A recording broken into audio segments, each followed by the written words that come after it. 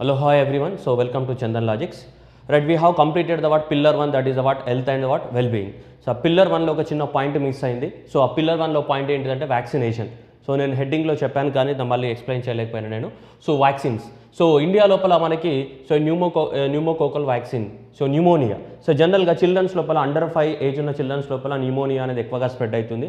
And అది respiratory సిస్టమ్ని మనకి ఇన్ఫెక్ట్ చేస్తుంటుంది న్యూమోనియా అనేది. సో బ్రీతింగ్ ప్రాబ్లం అనేది వస్తుంది చిన్న పిల్లలలో. సో అది దానికి సంబంధించినటువంటి వ్యాక్సిన్ ఏదైతే న్యూమోనియా వ్యాక్సిన్ ఏదైతే ఉందో అది ప్రస్తుతానికి ఇండియాలో ఓన్లీ ఒక 5 రాష్ట్రాలలో మాత్రమే మనకి ఇవ్వడం జరుగుతుంది. 5 స్టేట్స్లలో మాత్రమే ఇస్తున్నారు వ్యాక్సిన్ అనేది. సో ఇప్పుడు ఇండియా మొత్తంలో ఇస్తామని చెప్పేసి మనకి బడ్జెట్లో అనౌన్స్మెంట్ చేయడం జరిగింది. It will be rolled out across the what India, total India మొత్తంలో. సో సేమ్ అందరికీ ఫ్రీ ఆఫ్ కాస్ట్ సప్లై చేస్తామని చెప్పారు. సో ఇది న్యూమోనియా వలన ఎవ్రీ ఇయర్ ఇండియాలో దాదాపు 50,000 మంది చిల్డ్రన్స్ చనిపోతున్నట్టు మనకు బడ్జెట్ డాక్యుమెంట్లో చెప్తున్నారు government of India. Okay, right. So ఇప్పుడు ఒకవేళ ఈ న్యూమోనియా వ్యాక్సిన్ అనేది ఇండియా మొత్తంలో ఇస్తే మనకు ఆటోమేటిక్గా సో ఒక కనీసం 50,000 మంది చిల్డ్రన్స్ యొక్క లైఫ్ అన్న సేవ్ అవుతుంది ఎవ్రీ ఇయర్. ఓకే, సో దాంతోపాటు this is అవాట్ one of the aspect vaccination and pillar 1 లోపల. Next apps providing the what 35,000 crores for the what COVID-19 vaccine development. So COVID-19 vaccine ఏదైతే ఉందో దాని development కోసం కానీ so లేదంటే పైగా అడ్మినిస్ట్రేషన్ కోసం కానీ ఇప్పుడు అందరికీ ఇస్తున్నాం కదా, ఫ్రంట్ లైన్ ఎమర్జెన్సీ యూజెస్ కోసం ఫ్రంట్ లైన్ వర్కర్స్కి ఇస్తున్నాం కదా, ఎవరికైతే డాక్టర్స్ ఉన్నారో ఈ GHMC వర్కర్స్ కానీ ఇలాంటి వాళ్ళందరికీ ఇస్తున్నాం కదా ఫ్రంట్ లైన్ వర్కర్స్కి. సో కాబట్టి ఓవరాల్గా COVID-19 వ్యాక్సిన్కి డెవలప్మెంట్కి కానీ లేకుంటే దాని అడ్మినిస్ట్రేషన్కి సంబంధించి ఈ బడ్జెట్లో మనకి 35,000 crores అనేది అలొకేషన్ చేయడం జరిగింది. సో బ్యాంక్స్ ఎగ్జామ్స్ రాసే వాళ్ళకి ఇట్లాంటి బిట్ అనేది వెరీ ఇంపార్టెంట్. ఫ్యాక్చువల్ డాటా కూడా అడగవచ్చు. Okay, that is about 35,000 crore rupees are so allocated for the what COVID-19 vaccine. COVID-19 వ్యాక్సిన్కి సో దాదాపు మనకి 35,000 కోట్లు అనేది అలొకేట్ చేయడం జరిగింది, 35,000 crores. Okay, this is the what part 1 of the what health and what wellbeing. Okay, ఇది దాంట్లో మన పిల్లర్ 1లో మర్చిపోయిన పాయింట్ ఇది. సో కాబట్టి ఇది పిల్లర్ 1కి సంబంధించింది vaccinations. Okay, right. Next pillar 2.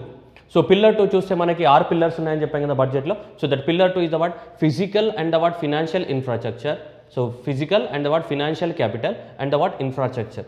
Okay, physical infrastructure are financial capital ఎలా అయినా అనుకోవచ్చు మీరు. సో దాంట్లో ఎలాంటి డౌట్ అవసరం లేదు. So physical infrastructure plus financial క్యాపిటల్గా కూడా డివైడ్ చేసుకోవచ్చు. కానీ వాళ్ళ బడ్జెట్లో మాత్రం ఈ లైన్ మెన్షన్ చేశారు, physical and financial capital and infrastructure అని మెన్షన్ చేశారు. మీరు ఎలా అయినా physical infrastructure plus financial so క్యాపిటల్ని కూడా డివైడ్ చేసుకోవచ్చు, దాంట్లో ప్రాబ్లం ఏమి ఉండదు. Okay, this was what second pillar. ఓవరాల్గా మీరు సెకండ్ పిల్లర్ గురించి ఇదంతా సార్ మాకు వర్డ్స్ అన్ని కన్ఫ్యూజ్ అవుతున్నాయి అనుకుంటే ఓవరాల్గా సెకండ్ పిల్లర్ని మీరు ఎలా గుర్తుపెట్టుకోవచ్చు అంటే సింపుల్గా ఇన్ఫ్రాస్ట్రక్చర్ అని గుర్తుపెట్టుకుంటే సరిపోతుంది సింపుల్గా.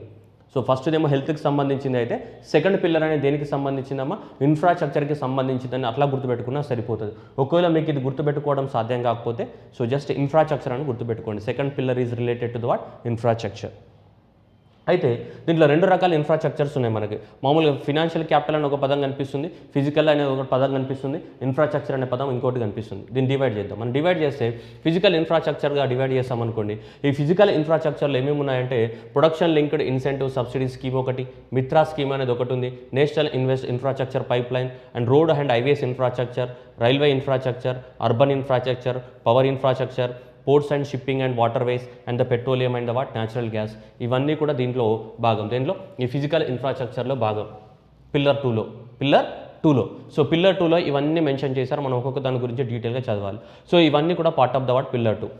అదే మళ్ళీ పిల్లర్ 2ని మళ్ళీ ఇంకో రకంగా డివైడ్ చేసామనుకోండి. పిల్లర్ 2ని ఫినాన్షియల్ క్యాపిటల్ చూసుకుంటే పిల్లర్ 2లో increasing of the what FDI in the what insurance sector, stressed assets resolution, recapitalisation of the what public sector bank, so modifications in the what deposit insurance credit guarantee scheme. And next one, company matters, which means definition of the word small companies are changed, and the disinvestment and the strategic sale. And next one is the word government and financial reforms. And these are the what? So these are the what pillar 2 with respect to the what financial capital. Okay, for the convenience of the study, so we are divided this pillar 2 into the what 2 parts. One part is what physical infrastructure. దీంట్లో ఇవన్నీ ఉన్నాయి. Okay,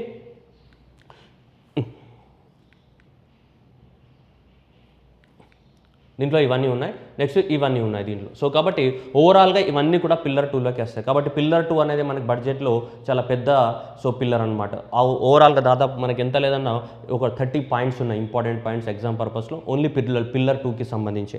okay, so ఇది pillar 2కి సంబంధించిందే. So ఇది కూడా pillar 2కి సంబంధించింది. ఇది ఫిజికల్ ఇన్ఫ్రాస్ట్రక్చర్. ఇక్కడ చూస్తే ఏముంది, హెడ్డింగ్ మారింది, ఏమని ఫినాన్షియల్ క్యాపిటల్. సో ఓవరాల్గా మనకి దీని పేరు ఏంది, physical and financial capital infrastructure అని ఉంది. ఓకే రైట్, ఇది మనకి సంబంధించి చూద్దాం. ఇప్పుడు ఒక్కొక్కటి చూద్దాం. ప్రొడక్షన్ లింక్డ్ ఇన్సెంటివ్ స్కీమ్ కానీ, ఇది మిత్ర అనేది expected question, mega investment textile parks కానీ ఇట్లాంటివన్నీ ఏమేమి ఉన్నాయో వీటన్నిటికి సంబంధించి వన్ బై వన్ మనం చూద్దాం. Okay right. MITRA. So word MITRA stands for mega investment textile parks. Mega investment textile parks, ఇది ఎగ్జామినేషన్లో most expected. So that is what MITRA stands for. MITRA related to the what, MITRA related to the what which sector, textile సెక్టార్కి సంబంధించిన scheme. ఏమని చెప్తున్నారు, భారతదేశం లోపల 7 mega textiles పార్కును పెట్టబోతున్నాము రాబోయే 3 సంవత్సరాలని మనకి బడ్జెట్ డాక్యుమెంట్లో so government of India announce చేయడం జరిగింది. So that is what, so 7 textile park. This is very important. ఎన్ని 7 టెక్స్టైల్స్ పార్క్స్ పెట్టబోతున్నామని చెప్తున్నారు. ఇండియాలో 7 textile parks with in the over the what 3 years, రాబోయే 3 సంవత్సరాలలో నెక్స్ట్ అప్కమింగ్ 3 years లోపల. సో ఎన్ని 7 మిత్రాస్ పెట్టబోతున్నారు మెగా టెక్స్టైల్. ఓకే, సో మనకి 7 మిత్రాస్ అనేది ఇండియాలో ఎస్టాబ్లిష్మెంట్ చేయబోతున్నారు, mega investment textile parks. Okay, so మరి అది ఎక్కడ పెడతారు, ఏ రాష్ట్రాలలో పెడతారని మనకి ఇప్పుడు చెప్పలేదు గవర్నమెంట్. కానీ తర్వాత మీరు ఎప్పుడైనా కరెంట్ అఫైర్స్ చదివినప్పుడు మీరు అప్డేట్ చేసుకోవాలి, అవి ఏ రాష్ట్రాలలో రాబోతున్నాయి. 7 పెడతామని చెప్పారు, 7 ఎక్కడ పెడుతున్నారు, ఏ రాష్ట్రాలలో పెడతారు అనేది మనకి క్లారిటీ లేదు. సో దీనివల్ల ఎంప్లాయ్మెంట్ అనేది జనరేట్ అవుతూ ఉంటుంది. ఎందుకంటే ఇండియాలో అగ్రికల్చర్ సెక్టార్ తర్వాత ఎక్కువ మంది వర్క్ చేస్తున్నటువంటి one of the dependent sector అనేది టెక్స్టైల్ సెక్టార్. అందుకోసం ఎప్పుడైనా సరే టెక్స్టైల్ సెక్టర్ లాస్లో ఉన్నా సరే గవర్నమెంట్ ఎప్పుడైనా సరే వాళ్ళకి ఇన్సెంటివ్స్ ప్రొవైడ్ చేస్తూ ఉంటుంది టెక్స్టైల్ సెక్టర్. ఎందుకంటే టెక్స్టైల్ సెక్టర్ అనేది కుప్పగూలిపోతే ఇండియాలో చాలామంది అన్ఎంప్లాయ్మెంట్ అవుతారు. ఎందుకంటే అగ్రికల్చర్ తర్వాత second important sector to provide the what employment opportunities in India is what textile sector. That's why always government supports the what textile sector. So 7 mega textile parks. Mitra అనే పదాన్ని గుర్తుపెట్టుకోవాలి. బ్యాంక్ ఎగ్జామ్ వాళ్ళకి మిత్రాలో I అంటే ఏంటి, tea అంటే ఏంటి ఇట్లాంటి అడుగుతుంటాడు. కాబట్టి మెగా ఇన్వెస్ట్మెంట్ టెక్స్టైల్స్ పార్క్స్ని ఏమంటున్నాం మనం, మిత్ర అని చెప్తున్నాం. Okay right. Next one, product linked incentive scheme. So product linked intensive scheme. Actually చాలామందికి డౌట్ ఉంటుంది, what is this mean product linked incentive subsidy scheme అంటే ఏంటిది అనేది మనకు చాలామందికి డౌట్ ఉంటుంది. Product linked incentive subsidy scheme. Suppose pharmaceutical companies ఉన్నాయనుకోండి. Suppose pharmaceutical companies ఉంటే ఫార్మాస్యూటికల్ అరబిందో ఫార్మా కానీ, రెడ్డీస్ ఫార్మా కానీ, హిటిరో ఫార్మా కానీ, ఇలా శాంతా బయోటెక్ కానీ ఇలా చాలా ఉన్నాయి. ఏ కంపెనీ అయినా సరే వాళ్ళకి ఇష్టం వచ్చిన డ్రగ్ని తయారు చేస్తే గవర్నమెంట్ అనేది వాళ్ళకి సపోర్ట్ చేయదు. ఏవైతే జనాలకు అవసరమైన కొన్ని డ్రగ్స్ వాళ్ళు ప్రొడక్షన్ చేస్తే అప్పుడు వాళ్ళకి ఏమైనా ఇన్సెంటివ్స్ ఇస్తారు. లేదంటే ఆ డ్రగ్స్ అనేది వేరే దేశానికి ఎక్స్పోర్ట్ చేయడానికి అవకాశం ఉంటే అలాంటి డ్రగ్స్కి ఇన్సెంటివ్స్ ఇస్తారు. అంటే ఏంటిది, దేనికంటే దానికి ఇవ్వరు. దేనికి, ఆ ప్రోడక్ట్ లింక్డ్ అంటున్నారు. ఆ ప్రోడక్ట్ యొక్క యూసేజ్ని బట్టి గవర్నమెంట్ అనేది మనకి ఏం చేస్తూ ఉంటుంది, సపోర్ట్ చేస్తూ ఉంటుంది. ఆ ప్రోడక్ట్ అనేది వాళ్ళు తయారు చేసిన ప్రోడక్ట్ అనేది మామూలుగా సో ఇలా పబ్లిక్కి యూజ్ అవుతుందా, లేదంటే అదేమైనా ఎక్స్పోర్ట్ చేయడానికి అవకాశం ఉందా, ఇలాంటివి పరిగణలోకి తీసుకొని ఆ ప్రోడక్ట్కి సంబంధించి సో వాళ్ళకి సపోర్ట్ చేస్తూ ఉంటారు. ప్రోడక్ట్ లింక్డ్ సబ్సిడీ అంటే ఏంటిది, కంపెనీ ఏదంటే అది ప్రొడ్యూస్ చేస్తే ఇయ్యరు, ఆ ప్రోడక్ట్కు ఉన్న వాల్యూస్ని బట్టి ఇస్తారు. ఫర్ ఎగ్జాంపుల్ కోవాక్సిన్ అనే వ్యాక్సిన్ ప్రొడ్యూస్ చేసాం COVID-19 అనుకుందాం. సో ఆ కోవాక్సిన్ అనే వ్యాక్సిన్ అనేది ఇంపార్టెంట్ ఉంది కాబట్టి ఇప్పుడు అరబిందో ఫార్మా కానీ, భారత్ బయోటెక్ కానీ, మేజర్గా భారత్ బయోటెక్ కాబట్టి సో ఇప్పుడు భారత్ బయోటెక్ అనేది మనకి సో COVID-19 వ్యాక్సిన్ని ప్రొడక్షన్ చేస్తుంది కాబట్టి సో అది ప్రోడక్ట్ అనేది ఇప్పుడు జనరల్ పబ్లిక్ యూజ్ ప్లస్ ఎక్స్పోర్ట్కి కూడా యూజ్. కాబట్టి గవర్నమెంట్ అనేది ఎక్కువ మొత్తంలో భారత్ బయోటెక్ని ఏం చేస్తే మనకి సపోర్ట్ చేస్తుంటుంది, ఇన్సెంటివ్స్ ఇస్తుంది వాళ్ళకి. సో అలాంటి స్కీమ్ని ఏమంటాం మనం, ప్రోడక్ట్ లింక్డ్ స్కీమ్ అని చెప్తుంటాం. Okay, product linked so incentive scheme అని చెప్తుంటాం. అయితే దీంట్లో ఈ ప్రోడక్ట్ లింక్డ్ స్కీమ్ అనేది నేను ఒకరిని మీకు జనరల్గా మీకు ఫార్మాస్యూటికల్ సెక్టర్ అనేది నేను ఒకటి ఎగ్జాంపుల్ చెప్పాను. ఫార్మాస్యూటికల్ సెక్టార్స్ ఉండొచ్చు, ఎలక్ట్రానిక్ సెక్టార్స్ ఉండొచ్చు, అలా ఏమైనా సెక్టార్స్ ఉండొచ్చు. జస్ట్ మీకు ఒక ఎగ్జాంపుల్ నేను ఏమిచ్చా, ఫార్మాస్యూటికల్ సెక్టర్. అలా భారతదేశంలో ఎన్ని సెక్టార్స్ అంటే ఒక 13 సెక్టార్స్ని తీసుకున్నారు. ఓకే, దాంట్లో ఏంటిది ఫార్మాస్యూటికల్ సెక్టార్ ఒకటి, నెక్స్ట్ ఏంటిది ఎలక్ట్రానిక్ గూడ్స్ అనేది ఇంకొక సెక్టార్. ఇలా దాదాపు ఇలా 1 by 1 తీసుకోండి. ఎన్ని సెక్టార్స్, మనకు 13 సెక్టార్స్ తీసుకొని ఆ 13 సెక్టార్స్కి రాబోయే 5 సంవత్సరాలకి ఎంత 1.97 lakh crore, approximately 2 lakh crore rupees, approximately 2 lakh crore rupees అనేది గవర్నమెంట్ అనేది సపోర్ట్ చేయబోతుంది. ఓకే, గవర్నమెంట్ అనేది సపోర్ట్ చేయబోతుంది. ఏ ప్రాజెక్ట్ కింద, ప్రోడక్ట్ లింక్డ్ ఇన్సెంటివ్ స్కీమ్ కింద అప్రాక్సిమేట్లీ 2 lakh crores లేదా అబ్సల్యూట్ నెంబర్ అయితే 1.97 lakh crore రూపీస్ అనేది 13 సెక్టార్స్కి ఇన్సెంటివ్స్ ఇస్తుంది. దేని బేసిస్ పైన?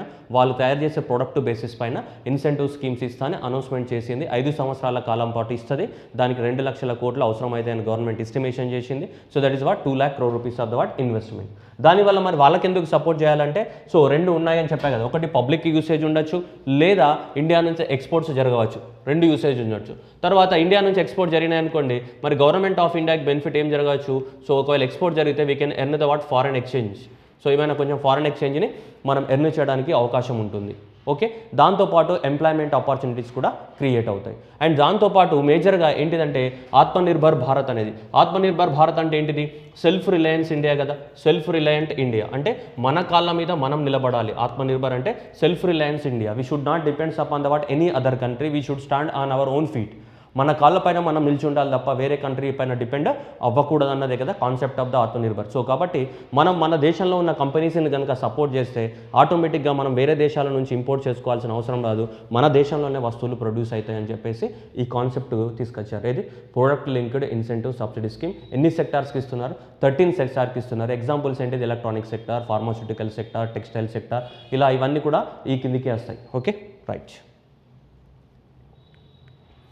నెక్స్ట్ వచ్చేసి national infrastructure pipeline. This is very important. National infrastructure pipeline భారతదేశంలో ఇన్ఫ్రాస్ట్రక్చర్ని డెవలప్మెంట్ చేయడానికి కోసం, భారతదేశంలో ఏంటిది ఇన్ఫ్రాస్ట్రక్చర్ని మనకి డెవలప్మెంట్ చేయడానికి కోసము ఇది తీసుకురావడం జరిగింది. ఏది?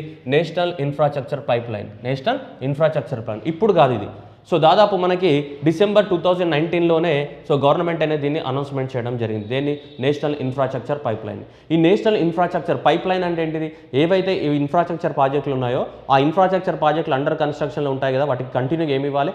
మనీ అనేది పంపింగ్ చేస్తూ ఉండాలి. పంపింగ్ చేస్తుంటే ఇన్ఫ్రాస్ట్రక్చర్ ప్రాజెక్ట్స్ అన్నీ ఏమైతే కంప్లీట్ అవుతూ ఉంటాయి. సో అలా ఇన్ఫ్రాస్ట్రక్చర్ ప్రాజెక్ట్స్ అన్నిటిని ఇమీడియట్గా కంప్లీట్ చేయడానికి కోసము మనకి ఫండింగ్ అనేది, సో కంటిన్యూస్ ఫండింగ్ అనేది ఉండాలి. కంటిన్యూస్ ఫండింగ్ అనేది ఉండడానికి కోసమే దీన్ని తీసుకొచ్చారు. దీన్ని నేషనల్ ఇన్ఫ్రాస్ట్రక్చర్ పైప్లైన్ అనే ఒక ప్రాజెక్ట్ని తీసుకురావడం జరిగింది. డిసెంబర్లోనే తీసుకొచ్చారు, 2019లో, 20లో కాదు. సో మనకి 20 లాక్డౌన్ కన్నా ముందు 19లోనే తీసుకురావడం జరిగిందనమాట దీన్ని.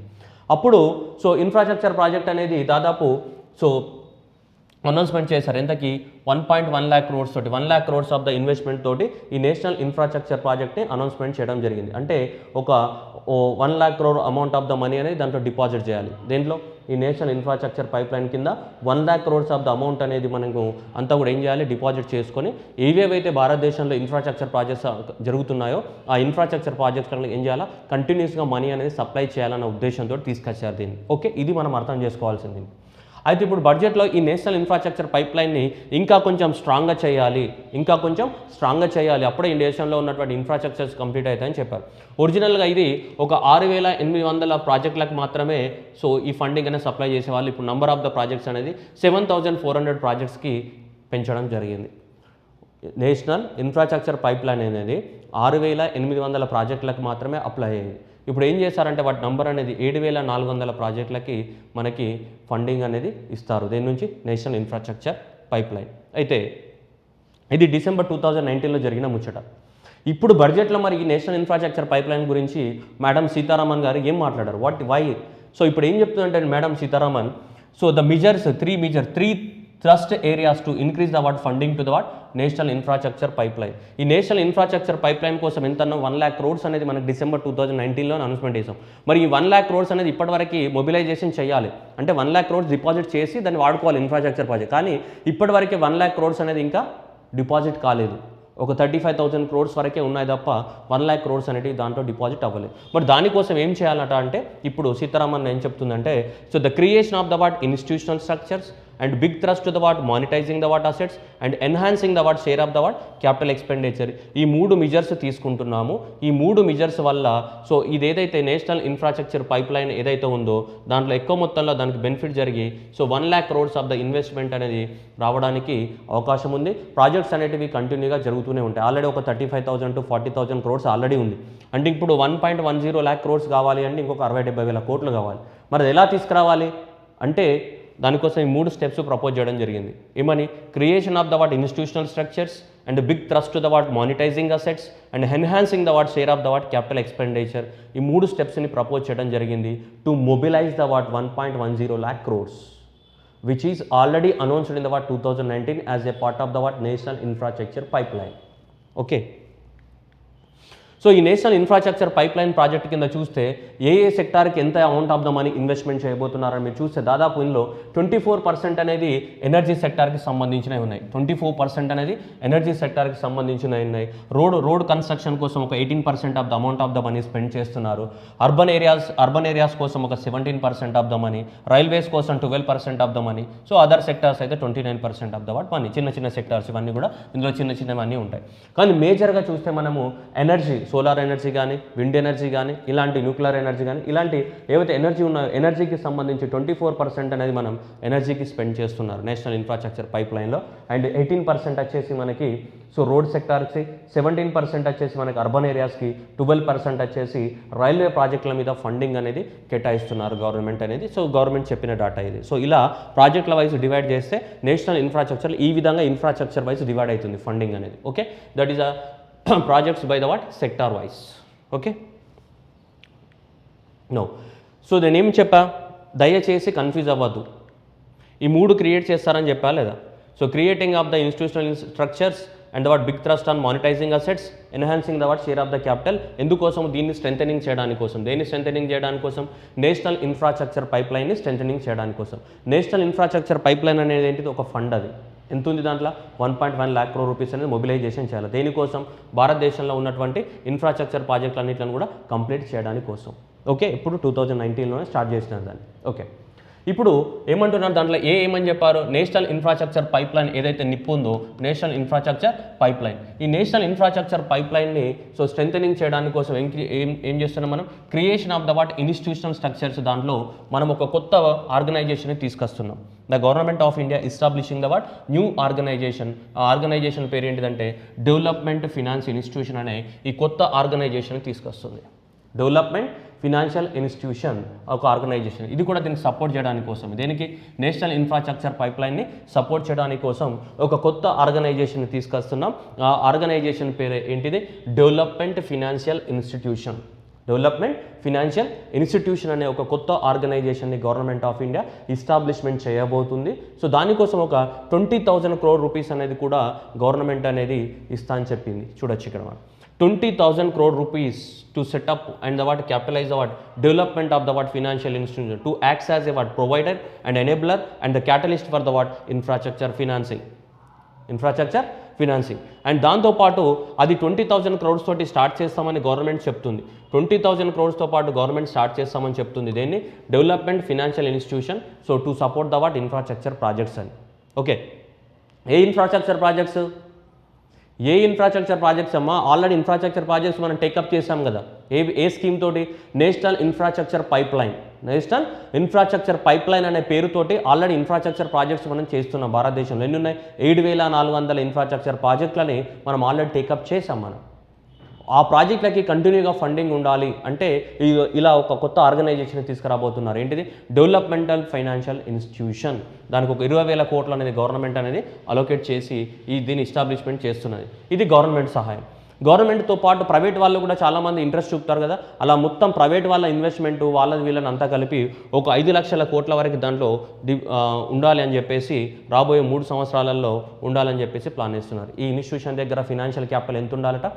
5 lakh crore rupees in the what next 3 years. అంటే ప్రైవేట్ వాళ్ళ దగ్గర నుంచి కానీ, షేర్ మార్కెట్ నుంచి కానీ, సో ఎక్కడి నుంచి అయినా సరే మనీని అంతా మొబిలైజేషన్ చేయాలి. ఒక 5 లక్షల కోట్ల వరకు మొబిలైజేషన్ చేయాలి ఈ ఆర్గనైజేషన్ కోసం. దేనికి? డెవలప్మెంట్ ఫినాన్షియల్ ఇన్స్టిట్యూషన్ అనే ఆర్గనైజేషన్ కోసం. గవర్నమెంట్ అనేది ఇప్పుడు బడ్జెట్లో ఎంత ఇచ్చింది? 20,000 crore రూపీస్ తోటి ఈ ఆర్గనైజేషన్ పెడుతున్నారు. పెట్టిన తర్వాత నెక్స్ట్ 20,000 కోట్లు అయిపోయాయి అనుకో, మరెలా? సో కాబట్టి నెక్స్ట్ దానికి మనీ అనేది ఏం చేయాలి? మనం మొబిలైజేషన్ చేస్తూనే ఉండాలి. సో మనీ మొబిలైజేషన్ చేయడానికి కోసం రాబోయే 3 సంవత్సరాలలో 5 lakh crores అనేది మనీ మొబిలైజేషన్ చేయాలని చెప్పేసి గవర్నమెంట్ అనేది సో నిర్ణయం తీసుకుంది. దేనికి సంబంధించి? డెవలప్మెంట్ ఫినాన్షియల్ ఇన్స్టిట్యూషన్కి సంబంధించి. ఓకే, ఇప్పుడు ప్రస్తుతానికి బడ్జెట్లో అయితే 20,000 crores ఇచ్చారు. ఆ 20,000 crores పెంచుకుంటూ ఎంతకు తీసుకెళ్ళాలి? 5 lakh crores తీసుకెళ్ళాలి. ఎన్ని సంవత్సరాలలో? రాబోయే 3 సంవత్సరాలలో. దేనికోసం ఈ ఆర్గనైజేషన్ యొక్క పర్పస్ ఏంటిది? To support the what national infrastructure pipe line. What is national infrastructure pipe line? National infrastructure pipe line is a what a development of the what infrastructure projects in India without interruption because of the what financial lapse. Financial labs వల్ల ఎలాంటి interruption లేకుండా కంటిన్యూగా infrastructure projects అనేవి ఏమవ్వాలి, continue అవుతుండాలి. దాన్ని support చేయడానికి కోసం ఇది తీసుకొస్తున్నాం. This is the one of the step proposed in the what budget 2021 and the what 22. And next one, national monetisation pipeline, and this is also to support the what, ఇది కూడా దేన్ని support చేయడానికి కోసము, ఇది కూడా same ఏవైతే infrastructure projects ఉన్నాయో ఈ ఇన్ఫ్రాస్ట్రక్చర్ ప్రాజెక్ట్ని సపోర్ట్ చేయడానికి కోసం. ఇవి దేనికోసం, బ్రౌన్ ఫీల్డ్ ప్రాజెక్ట్స్ కోసం, గ్రీన్ ఫీల్డ్ కాదు. గ్రీన్ ఫీల్డ్ అంటే మొత్తానికి కొత్తగా కట్టేటివి. ఇవన్నీ కూడా ఈ నేషనల్ మానిటైజేషన్ పైప్ లైన్ ఏదైతే ఉందో, ఇంతకుముందు ఏమన్నాం ఇన్ఫ్రాస్ట్రక్చర్ పైప్ లైన్ అని చెప్పాం, ఇప్పుడు ఏమని చెప్తున్నాను, నేషనల్ మానిటైజేషన్ పైప్ లైన్ అని చెప్తున్నాను. దేనికోసం, బ్రౌన్ ఫీల్డ్ ప్రాజెక్ట్స్ కోసం. అంటే బ్రౌన్ ఫీల్డ్కి గ్రీన్ ఫీల్డ్కి తేడా ఏంటిదమ్మా, చాలామందికి తెలిసి ఉండొచ్చు. గ్రీన్ ఫీల్డ్ అంటే కొత్తగా entirely new project, entirely new ప్రాజెక్ట్లను ఏమంటాం మనం, గ్రీన్ ఫీల్డ్ ప్రాజెక్ట్ అంటాం. ఆల్రెడీ కన్స్ట్రక్షన్ జరిగి మధ్యలో ఆగిపోయి అట్లాంటి వాటి ఉన్న ప్రాజెక్టులను ఏమంటాం మనం, బ్రౌన్ ఫీల్డ్ ప్రాజెక్ట్స్ అంటాం. Green field projects and what, brown field projects అని చెప్తుంటాం. ఏదైతే ఈ నేషనల్ మానిటైజేషన్ స్కీమ్ ఏదైతే ఉందో ఇది అనేది దేనికి సంబంధించింది, గ్రీన్ ఫీల్డ్ ప్రాజెక్టులకు సంబంధించిన స్కీమ్ కాదు. The scheme is purely related to the what, brown field project. ఏవైతే ప్రాజెక్ట్స్ అనేది ఆల్రెడీ స్టార్ట్ అయ్యి మధ్యలో ఆగిపోయి ఉంటాయి, ఎందుకు, ఫినాన్షియల్ కండిషన్ సరిగా లేకపోవడం వల్ల చాలా వరకు ప్రాజెక్టులు అనేవి ఆగిపోయి ఉంటాయి. అలాంటి ప్రాజెక్టులని తిరిగి కంటిన్యూషన్ చేయడానికి కోసం ఇది తీసుకురావడం జరిగింది. ఏది, నేషనల్ మానిటైజేషన్ పైప్ లైన్ అనేది తీసుకురావడం జరిగింది, specially for the what, brown field projects. Okay, ఏమంటున్నాడు చూడండి, 5 operational toll roads with worth of the what 5,000 crores being transferred to the what, so national investment, national highway authority of India. National highway authority of the ఇండియాకి ఏంటి, toll roads, toll gates, 5 operational toll roads with. దాని అర్థం ఏంటి మీరు చూడండి, national highway authority of the ఇండియాకి toll tax దగ్గర toll వసూలు చేసుకునే అధికారాన్ని కల్పించింది గవర్నమెంట్. దాని ప్రకారము ఇప్పుడు ఎన్ని కోట్లు వసూలు చేయడానికి అవకాశం ఉంది నేషనల్ హైవే అథారిటీ ఆఫ్ ఇండియాకి, నేషనల్ హైవే అథారిటీ ఆఫ్ ఇండియాకి దాదాపు 5,000 కోట్లు అనేటివి వసూలు చేసుకొని, so the national highway authority of India may collect the what 5,000 crores. 5,000 crores toll tax ద్వారా వసూలు చేసి ఏం చేయాలి, బ్రౌన్ ఫీల్డ్ అంటే ఏంటిది, ఆగిపోయిన ప్రాజెక్టులని కంటిన్యూ చేసుకోవచ్చు. National highway authority of India NHAI is responsible for the what construction of the what national highways in India. ఒకవేళ మధ్యలో ప్రాజెక్టులు ఆగిపోయి ఉంటే డబ్బులు కావాలంటే గవర్నమెంట్ ఏం చెప్తుంది, సరే టోల్ ట్యాక్స్ ఉన్నాయి కదా, టోల్ ట్యాక్స్ నువ్వు తీసేసుకుంటే ఎంత, 5,000 కోట్ల టోల్ ట్యాక్స్ నీకు ఇచ్చేస్తున్నా, 5,000 కోట్ల టోల్ ట్యాక్స్ నువ్వు తీసుకొని ఏవైతే బ్రౌన్ ఫీల్డ్ ప్రాజెక్ట్స్ ఉన్నాయో వాటిని కంటిన్యూషన్ చేయమని చెప్తుంది. ఇది మీకు అర్థం అవడానికి ఎగ్జామ్ పాయింట్ ఆఫ్ వ్యూలో నేను చెప్తున్నాను. ఓకే, మీకు గుర్తుండాలి కదా, మరి ఊరికే టైం పాస్ ఈ లైన్స్ చదివితే మనకు అర్థం కాదు. సో అట్లాగే రైల్వేస్ కూడా అదే చెప్తుంది, transmission of the asset with worth of the what 7,000 crores to the what, so that PGC limited and dedicated freight corridors assets to mobilise the what railways and operations and maintenance and the what commissioning and next airports to be monetised for the what operation and the what admin. సో మీరు చూడొచ్చు ఇక్కడ, ఇది రోడ్స్కి సంబంధించింది, ఇది రోడ్స్కి సంబంధించింది, ఇది రైల్వేస్కి సంబంధించింది, ఇది ఎయిర్పోర్ట్స్కి సంబంధించింది. ప్రాబ్లం ఏంటిదంటే ఇవన్నీ బ్రౌన్ ఫీల్డ్ ప్రాజెక్ట్స్, డబ్బులు లేక మధ్యలో ఆగిపోయి ఉన్నాయి, ఎయిర్పోర్ట్స్ కానీ రైల్వేస్ కానీ ఇవన్నీ కూడా మధ్యలో ఆగిపోయిన ప్రాజెక్టులు ఏమంటే బ్రౌన్ ఫీల్డ్ ప్రాజెక్ట్స్ అంటాం. అందుకోసం వీటిని ఏం చేస్తారంటే వీటికి ఎంత డబ్బు కావాలి, ఎంత ప్రాజెక్ట్ కంప్లీట్ అయింది, వీటికి ఇంకెంత డబ్బు కావాలి, ఎంత డబ్బు కావాలి, ఎన్ని రోజులలో వీటిని ఇంకా డెవలప్మెంట్కి ఛాన్స్ ఉందని చెప్పేసి ఒక పెద్ద డాష్ బోర్డ్ అనేది గవర్నమెంట్ డిస్ప్లే చేస్తుందంట. అంటే ఫర్ ఎగ్జాంపుల్ షిరిడి ఎయిర్పోర్ట్ ఉందనుకోండి, Shirdi airport under developed airport which required 1,000 crore rupees which should be completed in the 2 years అని గవర్నమెంట్ చెప్తుంది. ఇంట్రెస్ట్ ఉన్న వాళ్ళు ఏం చేస్తారమ్మా, సో ఎవరైనా అదాని గ్రూప్ కానీ, లేదంటే రిలయన్స్ కానీ, లేదంటే GMR కంపెనీ కానీ, లేకుంటే GVK కంపెనీ కానీ, లేదంటే ఫారిన్ కంపెనీస్ కానీ, ఎవడైనా సరే ఇంట్రెస్ట్ ఉన్నోడు వచ్చి దాని షిరిడి ఎయిర్పోర్ట్ని టేకప్ చేస్తారు. అలా గవర్నమెంట్ అనేది ఏం చెప్తుందంటే ఒక డాష్ బోర్డ్ని డిస్ప్లే చేస్తుందంట. అంటే ఆ ప్రాజెక్ట్ ఏ స్టేజ్లో ఉంది, ఇంకా ఎంత అవసరం, ఇంకా ఎన్ని రోజులల్లో కంప్లీట్ చేయాలి అని చెప్పేసి. సో అలా మనకి అన్ని డిస్ప్లే చేస్తారంట. వీటికి సంబంధించి ఈ డెడికేటెడ్ ఫైట్ కారిడార్స్కి సంబంధించి కూడా ఇది నేను చెప్తాను. నెక్స్ట్ మన టాపిక్ ఇదే ఉంటుంది. డెడికేటెడ్ ఫైట్ కారిడార్కి సంబంధించింది కానీ, ఎయిర్పోర్ట్స్కి సంబంధించింది కానీ, ఇవన్నిటికి సంబంధించింది కానీ. అయితే ఇక్కడ మీరు ఒకటి అబ్జర్వ్ చేయాలి, ఇవన్నీ ఏమంటున్నాడు ఇక్కడ స్పెషల్గా మానిటైజేషన్ అని చెప్తున్నాడు, అసెట్ మానిటైజేషన్ అని చెప్తున్నాడు. ఎందుకు, monetisation is nothing but money లేకపోవడం వల్ల ఆగిపోయిన ప్రాజెక్టులు అవన్నీ కూడా. అందుకోసం ఏమన్నాం, దిస్ నేషనల్ అసెట్ మానిటైజేషన్ అని చెప్తున్నాం మనం. ఈ అసెట్ మానిటైజేషన్ అంటే ఏంటిది, అక్కడ ఉన్న అసెట్స్ ఏవైతే ఉన్నాయో వాటిని ఏం చేయాలి, మనీగా కన్వర్ట్ చేయాలి. అంటే ఎవరికొకరికి అప్పచెప్తే అవి డెవలప్ అయితే మనీ అనేది మళ్ళీ ఏమైతే జనరేషన్ అనేది జరుగుతూ ఉంటుంది. అలా లేకపోతే ఇన్ఫ్రాస్ట్రక్చర్ ప్రాజెక్టులన్నీ అక్కడే ఉంటాయి. Okay, this is specially for the what brown field projects. Next, other infrastructure assets to be rolled out under the what asset monetisation programme ఇవి. సో ఇవి కూడా సో మనకి oil and gas pipe lines of the what GAIL కానీ ఐఓసిఎల్ కానీ హెచ్పిసిఎల్ కానీ airport authority of ఇండియాకి సంబంధించిన other railway infrastructure assets కానీ warehousing assets of the what central public sector enterprises కానీ such as wear housing corporation కానీ నాఫెడ్ కానీ and the sports and the stadiums కానీ ఏవైతే ఉన్నాయో ఇవన్నీ కూడా చాలా వరకు ఆగిపోయిన ప్రాజెక్టులు. ఈ ఆగిపోయిన ప్రాజెక్టులని మళ్ళీ కంటిన్యూ చేయాలంటే అసెట్ని మానిటైజేషన్ చేయాలి అంటే అవన్నీ అసెట్స్ కానీ ఆగిపోయినాయి, వాటి వల్ల యూజ్ లేదు. కాబట్టి వాటిని ఏం చేయాలి, మనీగా కన్వర్ట్ చేయాలంటే ఏంటిది, ఆగిపోయిన ప్రాజెక్టులను తిరిగి స్టార్ట్ చేస్తే యూజ్లోకి వస్తే మనీ అనేది జనరేట్ అవుతుంది. That is the meaning of the what asset monetisation here. మరి ఇవన్నీ చేయాలంటే ఏం చేయాలా, అసలు అవి ఏ స్టేజ్లో ఉన్నాయో తెలియాలి కదా. ఫస్ట్ ఆఫ్ ఆల్ ఏ స్టేజ్లో ఉన్నాయి, ఎంత మనీ అవసరం, ఎన్ని రోజులలో కంప్లీట్ చేయాలనేది ఒక పెద్ద డాష్ బోర్డు పెడితే నువ్వు నేను ఇంట్రెస్ట్ ఉంటే పోయి కాంట్రాక్ట్ తీసుకుంటాం. అది చేస్తారన్నమాట దీనికి సంబంధించి. దీనిలో అసెట్ మానిటైజేషన్కి సంబంధించి లేదంటే national monetisation pipeline. Next sharp increase in the what capital expenditure. So capital expenditure అంటే లాంగ్ టర్మ్ ఎక్స్పెండిచర్ అనమాట. మనకు పెద్ద ఇన్ఫ్రాస్ట్రక్చర్ ప్రాజెక్టుల పైన పెట్టే ఎక్స్పెండిచర్ని ఏమంటాం మనం, లాంగ్ టర్మ్ ఇన్వెస్ట్మెంట్ అంటాం, లేదంటే క్యాపిటల్ ఇన్వెస్ట్మెంట్ అంటాం. సో మనకి 5.5 లక్షల కోట్లు అనేది ఈ బడ్జెట్లో మనకి 34.83 lakh crores లోపల జస్ట్ మనకి 5.54 lakh crores అనేది క్యాపిటల్ ఎక్స్పెండిచర్ పెడుతున్నారు. క్యాపిటల్ ఎక్స్పెండిచర్ అంటే long term expenditure, specially infrastructure project కింద సో గవర్నమెంట్ అనేది ఖర్చు చేయబోతున్నట్టు చెప్తుంది. ఓకే, ఎంత 5.5 lakh crores రూపీస్ అనేది. అయితే ఇప్పుడు మీరు కన్ఫ్యూజ్ అయ్యారు. ఈ కన్ఫ్యూజన్ రిమూవ్ చేయడానికి కోసం చూపిస్తా ఒక్కసారి. మీరు కన్ఫ్యూజన్ ఎక్కడికి పోయిందంటే అసలు ఏం చెప్తున్నాడో సార్ అనేది కూడా అర్థం కాలేదు అనుకుంటా. ఎందుకంటే ఇది ప్రాబ్లం అట్లా ఉంది. చూడండి, నేషనల్ పైప్ లైన్ దేనికి సంబంధించింది, ఇన్ఫ్రాస్ట్రక్చర్కి. దీంట్లో ఏముంది, creation of the what institutional finance అని చెప్పాం. ఏ ఇన్స్టిట్యూషన్ని క్రియేట్ చేస్తున్నాం ఇందులో, developmental financial institutions, DFI, development financial institutions అనేదాన్ని ఒకటి సో గవర్నమెంట్ తీసుకురాబోతుంది. ఎంతతోటి 20,000 crores తోటి. దానికి 5 lakh rupees of the investment పెంచాలి. ఎన్ని రోజులలో రాబోయే 3 years లోపల అనేది ఒక పాయింట్ దీనికి సంబంధించి. Big thrust to the what monetising assets. Monetising assets అంటే ఇంతకుముందే చెప్పాము ఏంటిది, నేషనల్ మానిటైజింగ్ పైప్ లైన్. ఏవైతే బ్రౌన్ ఫీల్డ్ ప్రాజెక్ట్స్ ఉన్నాయో ఆగిపోయినాయి కదా వాటికి సంబంధించింది ఇది. Okay, enhancing the what capital expenditure. మన బడ్జెట్ లోపల సో 5 లక్షల దట్ 5.34 lakh crore అనేది మనం లాంగ్ టర్మ్ ప్రాజెక్టుల కోసం కేటాయించడం జరిగింది. సపరేట్గా ఇన్ఫ్రాస్ట్రక్చర్ కోసమే అనుకోవచ్చు. లాంగ్ టర్మ్ ప్రాజెక్ట్స్ అంటే దాని మోస్ట్లీ ఇన్ఫ్రాస్ట్రక్చర్ ప్రాజెక్ట్సే ఉంటాయి. అలా ఈ మూడు చర్యల వలన ఏం జరగవచ్చు అంటే మనకి భారతదేశంలో ఏం డెవలప్ అవ్వచ్చు, ఇన్ఫ్రాస్ట్రక్చర్ అనేది డెవలప్ అవ్వచ్చు అని చెప్తుంది. That is the meaning of the what national infrastructure pipe line. దీంట్లో 1.1 lakh crore రూపీస్ తోటి ఆల్రెడీ 2019లో స్టార్ట్ చేశారు. కానీ అనుకున్నంత మనీ దాంట్లో డిపాజిట్ కాలేదు, ప్రాజెక్టులు ముందుకు సాగలేదు. కాబట్టి గవర్నమెంట్ అనేది ఇప్పుడు ఈ 3 చర్యల్ని చేపట్టింది. Okay, I hope so you understood it. So అందుకోసం మీరు కొంచెం క్లారిటీ మెయింటైన్ చేయాలి, లిటిల్ బిట్ ఆఫ్ కన్ఫ్యూజన్ ఉంటుంది.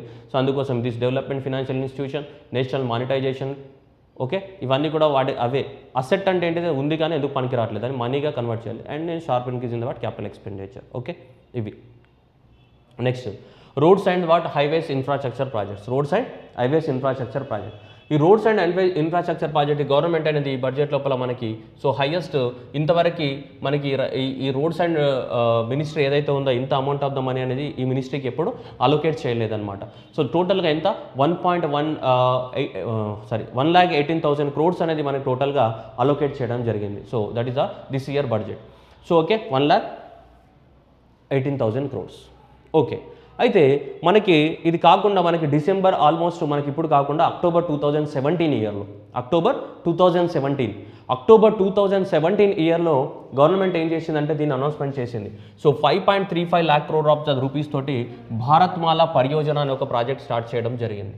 భారత్మాల పరియోజన ప్రాజెక్ట్ అనేది ఇప్పుడు కాదు, ఆల్మోస్ట్ లాంగ్ బ్యాక్ అక్టోబర్ 2017లో మనకి ఇది భారత్మాల పరియోజన అనే ప్రాజెక్ట్ని ఒకటి స్టార్ట్ చేయడం జరిగింది గవర్నమెంట్ అనేది లాంగ్ బ్యాక్. ఇది భారత్మాల పరియోజన.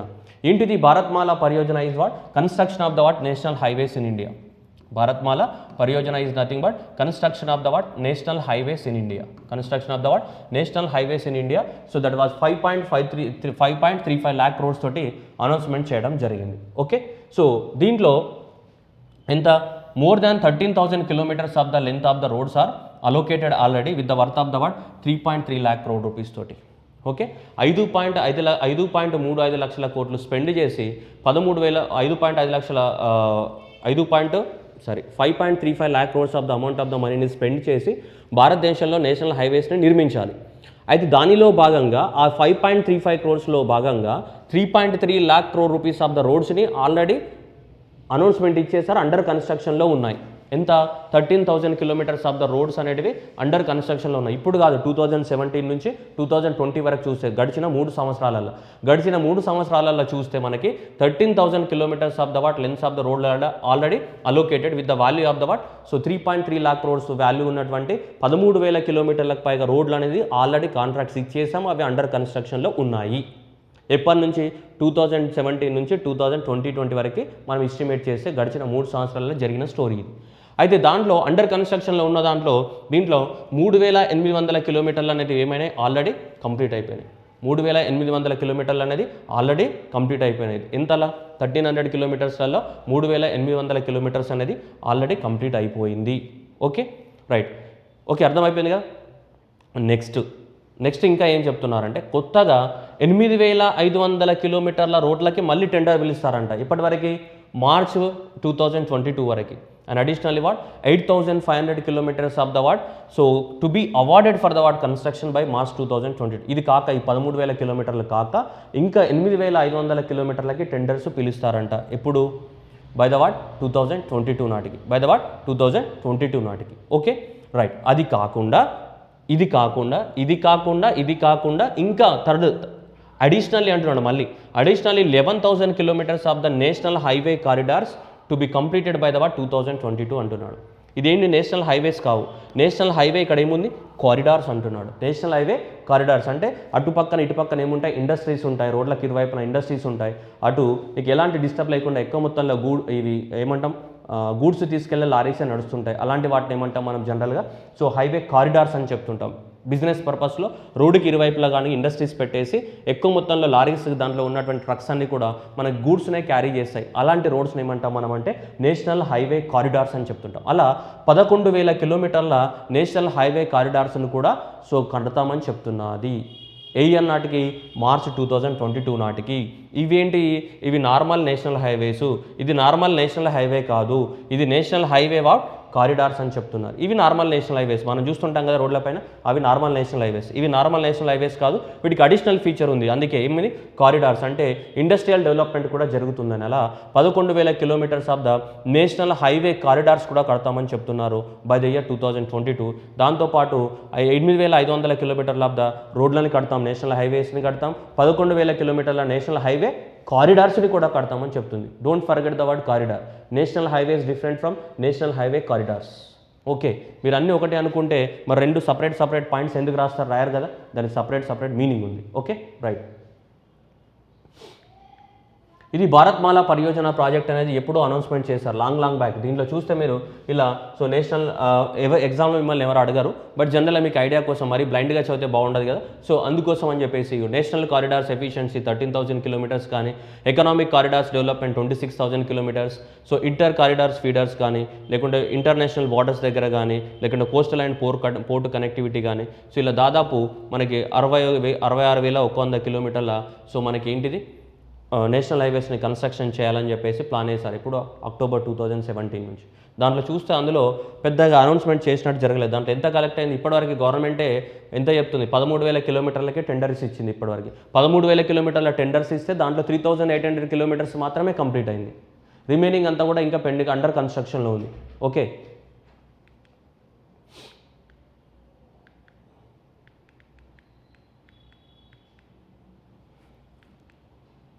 Right. Next one, economic corridors being planned. Economic corridors అంటే అదే చెప్పాం కదా, ఇండస్ట్రియల్ డెవలప్మెంట్ జరుగుతుంది కదా.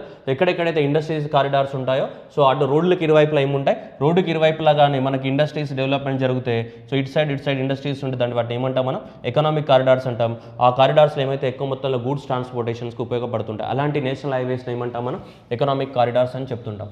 దాంట్లో మనకు తమిళనాడులో రాబోతుంది 3,500 kilometres of the national highways in the Tamil Nadu, and the 1,100 kilometres of the national highways in the Kerala, and the 675 kilometers of the national highways in the West Bengal, and the 34,000 crores of the fund is allocated for the Assam state for the construction of the 1,300 kilometers in the Assam.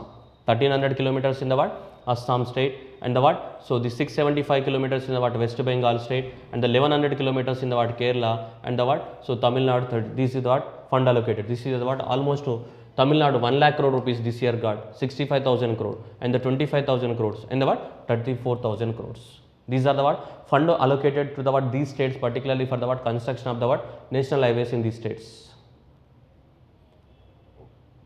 65,000 crore, 25,000 crore, and the what, 34,000 crores. తమిళనాడుకి highest మనకు చూడొచ్చు national హైవేస్కి కన్స్ట్రక్షన్కి తమిళనాడులో 3,500 కిలోమీటర్ల construction of the economic corridors, అంటే industries కూడా ఉంటాయి ఆ ఏరియాస్లో. నెక్స్ట్ ఫ్లాగ్షిప్ కారిడార్స్, ఎక్స్ప్రెస్ వేస్ అంటే మనకు తెలుసు కదా. సో ఒక కంటిన్యూగా కొన్ని కిలోమీటర్ల దూరం వరకు ఏముంటాయి, నీకు అటు ఇటు వాల్స్ ఉంటాయి, మధ్యలో మనకి గార్డెన్ లాగా ప్లాంట్స్ ఉంటాయి, సోలార్ లైట్స్ ఉంటాయి, ఎలాంటి నీకు మళ్ళీ నీకు ఆపోజిట్గా ఏ వెహికల్ రాదు, ఏం రాదు, నువ్వు బయటకి మళ్ళీ తిరిగి రావడానికి కూడా ఉండదు. ఎక్స్ప్రెస్ వేస్ అంటే మీ అందరికీ తెలిసి ఉండొచ్చు హైవేస్లలో అలాంటివి. సో భారతదేశంలో మళ్ళీ ఎక్స్ప్రెస్ వేస్ కడతామని కూడా గవర్నమెంట్ ఆఫ్ ఇండియా ప్లాన్ చేసింది. దాంట్లో మనకి బడ్జెట్లో ప్రపోజ్ చేసిన ఎక్స్ప్రెస్ వేస్ ఏంటిదంటే Delhi Mumbai expressway remaining 260 kilometers will be completed by the what, completed before the what, March 31st of the 2021. Bangalore Chennai Expressway 278 kilometers to be what, initiation in the current construction will begin in the what, 2021 and 20. Delhi Bengaluru నుంచి చెన్నై వరకు express way construct చేస్తారంట 278 kilometers of the length తోటి. అది next ఈ financial ఇయర్లో start అవుతుంది. Kanpur to the Lucknow 63 kilometers of the express way providing the what alternative to the what NH27 to be initiated in the what 2021. So ఇది కూడా Bengaluru to Chennai express అనేది ఈ ఇయర్లో స్టార్ట్ అవ్వబోతుంది ఎక్స్ప్రెస్ వే, అండ్ ఇది కూడా Kanpur to Lucknow express way అనేది ఇయర్లో స్టార్ట్ అవ్వబోతుంది. ఇవన్నీ కూడా రోడ్స్ అనమాట, ఎక్స్ప్రెస్ వేలు అంటే రోడ్లు అవి. నెక్స్ట్ ఏంటిది మనకి Delhi to the Dehradun economic corridor 210 kilometers, ఇది కూడా స్టార్ట్ అవ్వబోతుంది. ఇది ఢిల్లీ నుంచి డెహ్రాడూన్ కూడా ఎకనామిక్ కారిడార్ అనేది ఈ బడ్జెట్లో అనౌన్స్మెంట్ చేశారు. ఇవన్నీ కూడా అంటే మీరు చూడొచ్చు, అందుకోసమే ఇప్పటివరకు ఎప్పటివరకు అసలు కేటాయించినంత అమౌంట్ ఆఫ్ ద మనీని మనకి ఆల్మోస్ట్ ఎక్కువ మొత్తంలో మనకి కేటాయించడం జరిగింది. దేనికి, మినిస్ట్రీ ఆఫ్ ద వాట్, రైల్వేస్కి ఆల్మోస్ట్ 1 lakh crore rupees అనేది మినిస్ట్రీ ఆఫ్ ద రైల్వేస్కే కేటాయించడం జరిగింది. ఓకే సార్, మీకు డౌట్ వస్తుంది మళ్ళీ, sir 1 lakh crore rupees only తమిళనాడుకే అవుతున్నాయి కదా అంటే, తమిళనాడుకి ఒకటే సంవత్సరంలో 3,500 kilometers కడతామమ్మా, కట్టడం సాధ్యం కాదు కదా. అవుతుందా, సాధ్యం అవుతుందా, కాదు. ఓకే, ఒక రోజుకి 10 నుంచి 12 kilometers రోడ్డు కడతాం. 10 నుంచి 12 kilometers రోడ్డు కట్టినా కానీ ఎవ్రీడే వర్క్ జరగదు, అది సాధ్యం కాదు కూడా. సో కాబట్టి నీకు ఈ 1 lakh crore rupees అంటే అది కంప్లీట్ అయ్యేంత వరకు ఇస్తూ ఉంటారు డబ్బులు.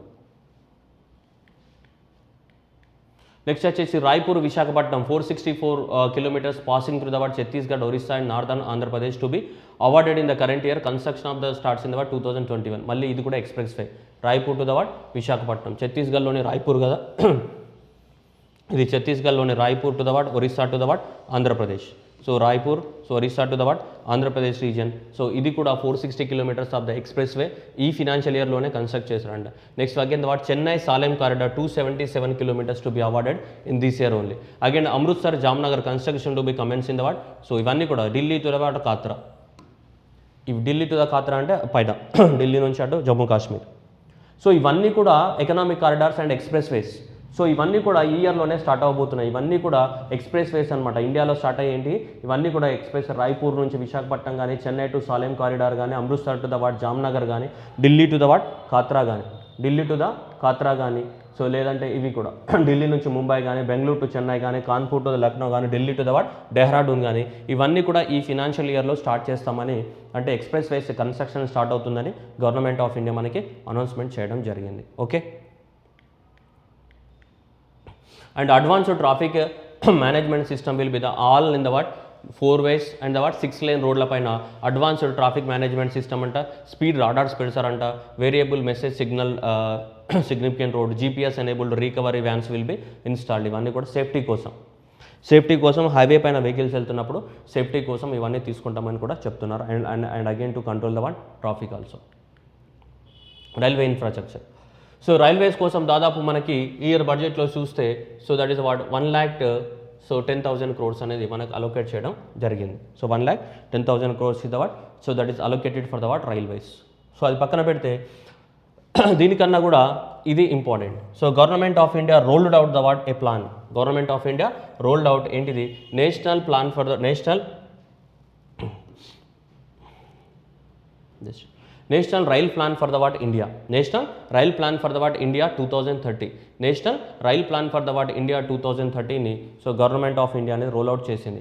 What is the objective of this plan? The objective of the plan is to create a what future ready railway system by the what 2030 and to cater the what so projected traffic requirement by the what 2050. 2050 నాటికి మన భారతదేశంలో population పెరగవచ్చు, goods and services goods యొక్క transportation పెరగవచ్చు 2050 నాటికి. మరి 2050 నాటికి అవసరాలని తీర్చాలి అంటే దానికి సంబంధించిన ఇన్ఫ్రాస్ట్రక్చర్ అంతా కూడా మనం ముందే డెవలప్మెంట్ చేసుకోవాలి. అలా నేషనల్ రైల్ ప్లాన్ 2030ని ప్రపోజ్ చేయడం జరిగింది. ఇంకా ఫుల్ డీటెయిల్స్ అనేది మనకి అనౌన్స్మెంట్ చేయలేదు, నెక్స్ట్ వస్తాయి ఫ్యూచర్లో. Okay, to create the what future ready railway system by the what 2030 నాటికి మనం ఇన్ఫ్రాస్ట్రక్చర్ని క్రియేట్ చేయాలి. ఏ ఇన్ఫ్రాస్ట్రక్చర్? 2050 నాటికి ఉన్న అవసరాలని కూడా తీర్చగలగాలి. 2050 సంవత్సరం నాటికి మనకు అవసరమైన అవసరాలని కూడా తీర్చగలగాలి. ఇప్పుడు రైల్వే ట్రాక్స్ ఉన్నాయి, సరిపోవడం లేదు కదా. ఒక ట్రైన్ తర్వాత ఇంకో ట్రైన్ ఎన్నో గంటలు డిలే అవుతున్నాయి, ట్రైన్స్ సరిపోతున్న ఇన్ఫ్రాస్ట్రక్చర్ సరిపోవడం లేదు. నెంబర్ ఆఫ్ ట్రైన్స్ సరిపోతున్నాయి, పండుగల సీజన్లలో సరిపోవట్లేదు కదా. సో కాబట్టి 2050 నాటికి ఇంకా అవసరాలు ఎక్కువ రావచ్చు. సో అందుకోసం 2050 సంవత్సరం నాటికి మనకి ఏవైతే అవసరాలు ఉంటాయో ఆ అవసరాలని తీర్చడానికి కోసం ముందే 2030 లోపే మనం అన్ని డెవలప్మెంట్ చేసుకోవాలి. The objective is to increase the what so that modal share of the what rail in the what freight from the what current 27% to the what 45%. ఏవైతే మనకి గూడ్స్ ట్రాన్స్పోర్టేషన్ జరుగుతుందో భారతదేశంలో ఎక్కువ మొత్తంలో గూడ్ ట్రాన్స్పోర్టేషన్ 60% అనేది మనకి రోడ్డు ట్రాన్స్పోర్టేషన్ ద్వారానే జరుగుతుంది. ఇప్పటివరకు భారతదేశంలో ఉన్న గూడ్ ట్రాన్స్పోర్టేషన్లో 60% అనేది దాదాపు మనకి రోడ్డు ట్రాన్స్పోర్టేషన్ ద్వారా వెళ్తుంది. రైల్వే షేర్ ఎంత? జస్ట్ 27% ఉంది. కానీ సో ఇప్పుడు ఈ నేషనల్ రైల్ ప్లాన్లో ఏం చెప్పారంటే భారతదేశంలో ఏవైతే గూడ్ ట్రాన్స్పోర్టేషన్ జరుగుతుందో ఆ గూడ్స్ లోపల ఆ రైల్వే యొక్క షేర్ అనేది 27% ఉంది. ఈ 27% నుంచి మనం 45%కి పెంచాలని టార్గెట్ పెట్టుకోవడం జరిగింది. సో ఈ రెండు కూడా important question. This is important question. Railway policy plan ఏ ఇయర్కి సంబంధించింది? 2030కి సంబంధించింది. ఏ ఏరియా యొక్క అవసరాలని తీర్చాలి? 2050 యొక్క అవసరాలని తీర్చాలి. What is the major objective? So railway share అని 27% ఉన్న రైల్వే షేర్ని మనం ఏం చేయాలి? 45%కి మనకి ఫ్రైట్లో మనం ఇంక్రీజ్ చేయాలి. ఫ్రైట్ ఇక్కడ ఉంది చూడండి, modal share of the what rail in the what freight. ఈ ఫ్రైట్లో freight from the what so current level from the what 27 to the what 45%, 27 to the what 45%కి పెంచాలని చెప్పేసి మనకి గవర్నమెంట్ ఆఫ్ ఇండియా అనేది planning. Okay, national rail plan for the what India 2030 కూడా మనకి బడ్జెట్లో అనౌన్స్మెంట్ చేయడం జరిగింది. Next electrification.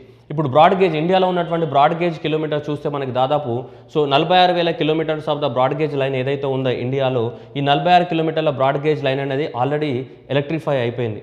72% of the what electrified by the what end of the what 2021 నాటికి. ఓకే, సో మనకి ప్రజెంట్ ఇన్ని kilometres of the what so 46,000 kilometres ఉంది. అది by the end 27 by the end of the what 2021 నాటికి so 72% of the what broad gauge అనేది electrify అవుతుంది. కానీ government ఏం చెప్తుందంటే 100% ఎలక్ట్రిఫికేషన్ జరగాలి 2023 నాటికి. ఆల్రెడీ గవర్నమెంట్ ఆఫ్ ఇండియా ఏం చెప్తుంది?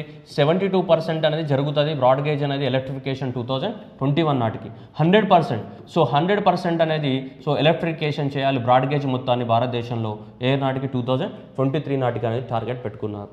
Already by the end of the what so ఇక్కడ చూడండి 72% అని చెప్తుంది. 72% by the end of the what 2021. By the end of the 2021 70% of the broad gauge to be electrified అవుతుంది.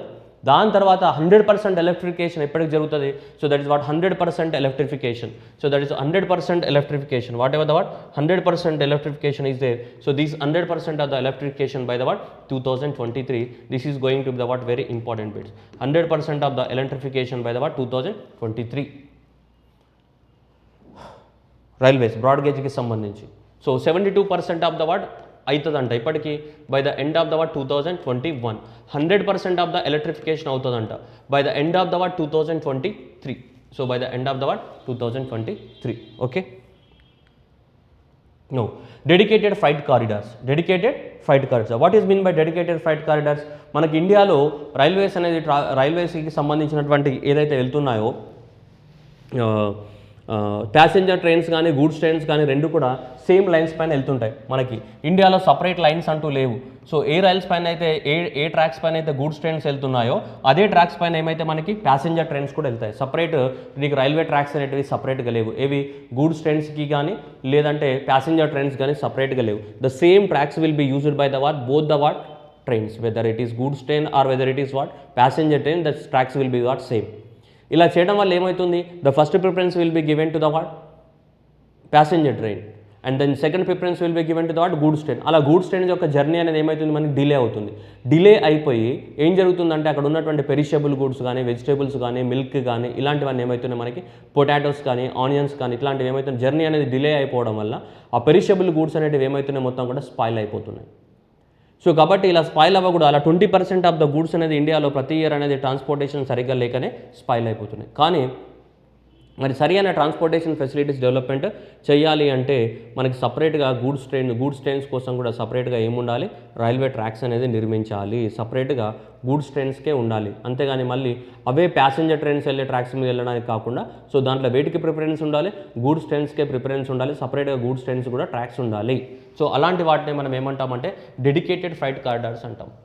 వాటిని ఏమంటాం మనం, డెడికేటెడ్ ఫ్రైట్ కారిడార్స్ అని చెప్తున్నాం. ఓకే, ఈ డెడికేటెడ్ ఫ్రైట్ కారిడార్స్లో ఏమున్నాయి, మనకి వెస్టర్న్ ఫ్రైట్ కారిడార్స్ ఒకటి, ఈస్టర్న్ ఫ్రైట్ కారిడార్స్ అనేది మనకి ఆల్మోస్ట్ 2010 ఇయర్ నుంచి ప్లాన్ చేయడం జరిగింది. ఆల్మోస్ట్ 2010-11 నుంచి సో ఇది ప్లానింగ్ చేశారు, ఏది డెడికేటెడ్ ఫ్రైట్. ఇప్పుడు గవర్నమెంట్ ఏం చెప్తుంది, వెస్టర్న్ డెడికేటెడ్ ఫ్రైట్ కారిడార్ కానీ eastern dedicated freight to be commissioned by the what June 2022 to bring down the what logistics cost and enabling the make in India strategy and additional initiatives proposed.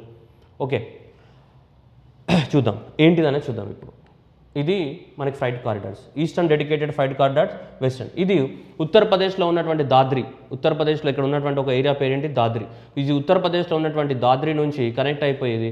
ఇది రాజస్థాన్ నుంచి ఇట్లా గుజరాత్ నుంచి ఇట్లా నుంచి మనకి ముంబైలోని JNPT port వరకు వెళ్తుంది.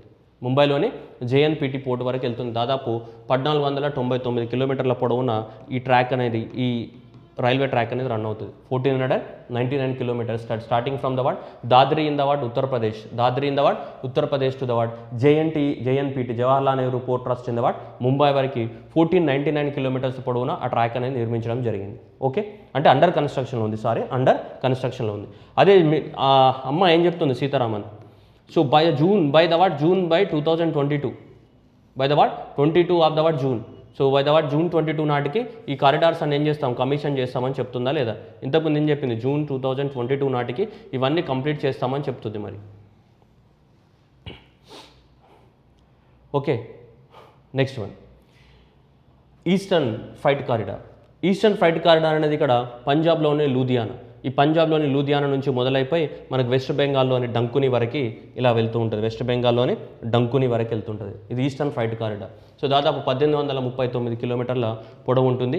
1839 కిలోమీటర్స్ ఆఫ్ ద పొడవు ఉంటుంది. This is what western freight corridor, Dadri to the what JNPT, this is Ludhiana to the what Dankuni in the what West Bengal 1839 kilometres. ఇవి eastern dedicated freight corridor, western dedicated freight corridors. So వీటిని కూడా by ఇందులో అన్నీ సగమైనాయి. ఇక్కడ ఇప్పుడు ఎలా అయినాయంటే ఇవన్నీ ఇట్లా ఉన్నాయంటే అతుకుల్లాగా ఉంది. ఇక్కడ కొద్ది పార్ట్ కంప్లీట్ అయింది, ఇక్కడ మళ్ళీ కంప్లీట్ అవ్వలేదు, ఇక్కడ కంప్లీట్ అయింది, ఇక్కడ కంప్లీట్ అవ్వలేదు. అంటే ఏంటంటే మొత్తం ఒక కంటిన్యూస్ ప్రాసెస్లో కంప్లీట్ అవ్వలేదు. ఒక 100 కిలోమీటర్స్ ఒక దగ్గర కంప్లీట్ అయింది, ఇంకో 100 కిలోమీటర్స్ ఇంకో దగ్గర గ్యాప్ ఉంది. ఒక దగ్గర 500 కిలోమీటర్స్ కంప్లీట్ అయింది, ఇంకో దగ్గర అసలు 200 కిలోమీటర్స్ ఇప్పటి వరకే స్టార్ట్ అవ్వలేదు. సో ఇలా ఉందన్నమాట దీని పరిస్థితి ప్రస్తుతానికి 2011 సంవత్సరం నుంచి మొదలు పెట్టుకొని చూసుకుంటే. సో కాబట్టి ఇవి ఎట్టి పరిస్థితులలో June 2022 నాటికి కమిషన్ చేస్తామని చెప్తున్నది ఎవరు, నిర్మలా సీతారామన్ జీ ఏ బోల్ దియా హై బడ్జెట్ మే. అయితే ఇంకా అడిషనల్గా ఏం చెప్పింది, సో అడిషనల్గా వీటితో పాటు Son Nagar and the what Gomoh section of the what 263 kilometres of the what so eastern dedicated freight corridor to be taken off the what in the PPP mode. Already eastern dedicated freight corridor already ఉంది, 1839 kilometres of the what so eastern dedicated freight corridors ఉంది. దానికి సంబంధించి ఎక్స్ట్రాగా మనకి 263 kilometres అనేది ఇంకా add చేయబోతున్నారు. దీనికి ఆల్రెడీ 1839 ఆల్రెడీ ఉంది, ప్లస్ ఇంకా 263 అనేది ఇంకా ఎక్స్ట్రాగా యాడ్ చేయబోతున్నారు as a part of the what eastern dedicated freight corridors అనేది వెస్ట్ బెంగాల్లో ఇంకా 263 కిలోమీటర్ల డిస్టెన్స్ని పెంచుతామని చెప్తున్నారు. ఆల్రెడీ 1839 ఆల్రెడీ ఉంది, ప్లస్ 263 అనేది అడిషనల్గా పెంచుతామని చెప్పేసి బడ్జెట్లో మనకి అనౌన్స్మెంట్ చేయడం జరిగింది. సో ఇవి June 2022 నుంచి కమిషన్ అవుతాయని గవర్నమెంట్ అనేది అనౌన్స్మెంట్ చెప్తుంది. మరి నిజంగా అయితే లేవో మనకు తెలియదు కానీ చూద్దాం. ఓకే, అది పక్కన పెడితే నెక్స్ట్ ఫ్యూచర్లో డెడికేటెడ్ ఫ్రైట్ కారిడార్స్ ఇంతకుముందు చెప్పింది ఏంటిది, east to west and western freight corridor, eastern freight corridor. ఇప్పుడు గవర్నమెంట్ ఏంటంటే ఫ్యూచర్లో ఇవి కూడా మేము చేపడతామని చెప్తుంది గవర్నమెంట్. ఏంటిది ఒకటి ఈస్ట్ కోస్ట్ కారిడార్ అంట ఒకటి, అండ్ ఈస్ట్ వెస్ట్ కారిడార్ అనేది ఇంకొకటి, అండ్ నార్త్ సౌత్ కారిడార్ అనేది ఇంకొకటి.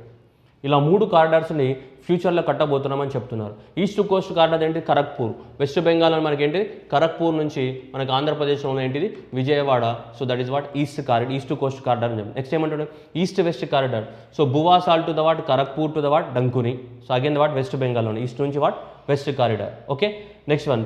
సో నెక్స్ట్ నార్త్ ఇండియా అయితే ఇటార్సీ మధ్యప్రదేశ్ నుంచి what Vijayawada, north south corridor. ఇవి కూడా ఫ్యూచర్లో నిర్మిస్తామని చెప్తుంది గవర్నమెంట్ అనేది, ఫ్యూచర్లో నిర్మిస్తామని చెప్తుంది. ఇది కాన్పూర్ మనకి ఇక్కడ. సో వెస్ట్ బెంగాల్లో ఏంటి ఖరగ్పూర్. సో వెస్ట్ బెంగాల్లో ఖరగ్పూర్. సో ఇక్కడ నుంచి మనకి ఇలా సో ఖరగ్పూర్ నుంచి ఇలా ఒరిస్సా స్టేట్ నుంచి ఇదంటే ఏంటిది ఈస్ట్ కోస్ట్ కారిడార్. ఇది అంతా కూడా ఏంటి మనకి ఈస్ట్ కోస్ట్ కారిడార్ అనేది ఇలా మన ఖరగ్పూర్ నుంచి ఎక్కడి వరకు విజయవాడ వరకు ఉంటుంది. ఓకే నెక్స్ట్ ఇలా మనకి మధ్యప్రదేశ్ నుంచి చూసుకుంటే ఇలా నార్త్ సౌత్ కారిడార్ అనేది మనకి మధ్యప్రదేశ్లో ఇటార్సీ అని చెప్పింది. మధ్యప్రదేశ్లో ఉన్నటువంటి ఏంటి ఇటార్సీ నుంచి తీసుకొని ఇక్కడ ఆంధ్రప్రదేశ్లోని విజయవాడ వరకు కనెక్టివిటీ చేస్తాము అని సో చెప్తుంది Itarsi.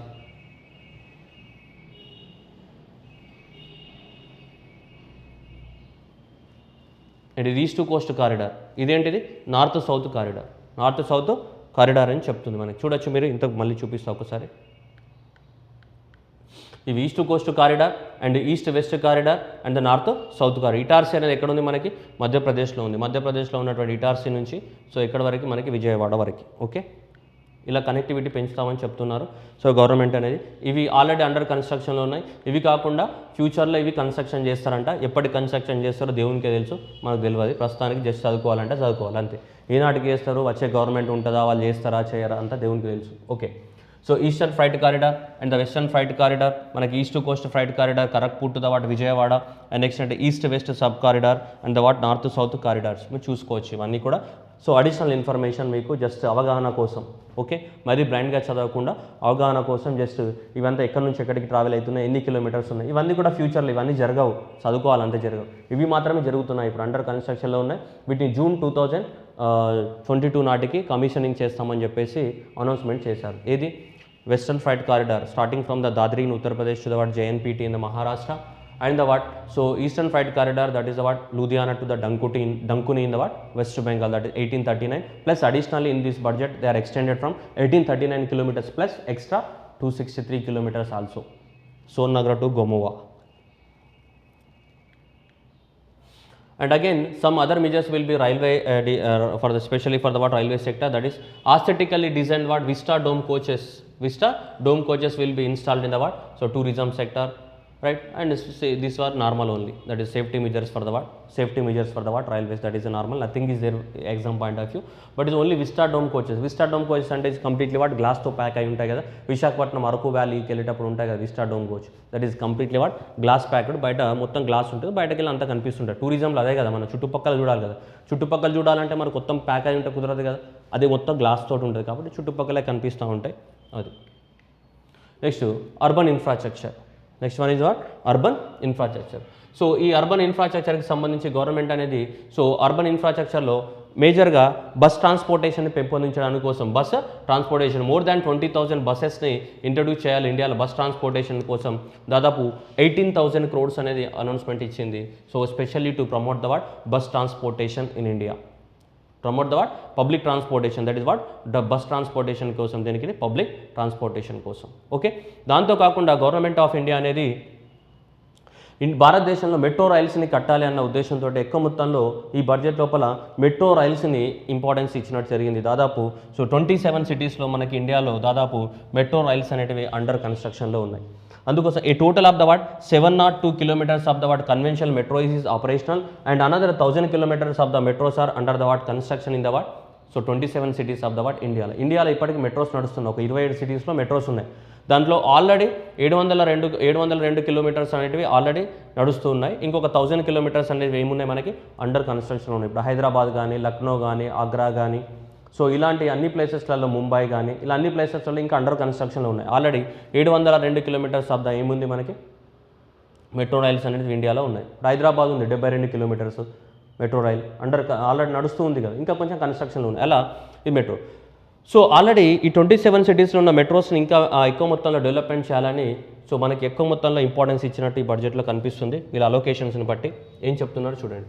So metro lite and the what metro neo technologies are to provide the what metro rail systems at much lesser cost with similar to experience with in the what tier 2 and the what so peripheral area of the tier 1 cities. Tier 1 కానీ tyre 2 సిటీస్లో కానీ కొత్త టెక్నాలజీని తీసుకొస్తారంట. ఏంటిది metro lite and metro neo అనేటివి రెండు కొత్త technology introduce చేసి చాలా తక్కువ ఖర్చుతోటి మెట్రో రైళ్ళని నిర్మిస్తామని మన గవర్నమెంట్ చెప్తుంది. ఏ విధంగా by introducing the what new technology. ఏంటి దాని పేరు metro lite and the what metro neo అనే కొత్త టెక్నాలజీ. ఓకే, సెంట్రల్ గవర్నమెంట్ అనేది ఫండింగ్ ఇస్తుంది. ఏంటిది 11.5 kilometres of the what cost almost 2,000 కోట్లతోటి 1950 crores తోటి కొచ్చి మెట్రో రైల్ కన్స్ట్రక్షన్ కోసం గవర్నమెంట్ ఫండింగ్ ఇస్తుంది.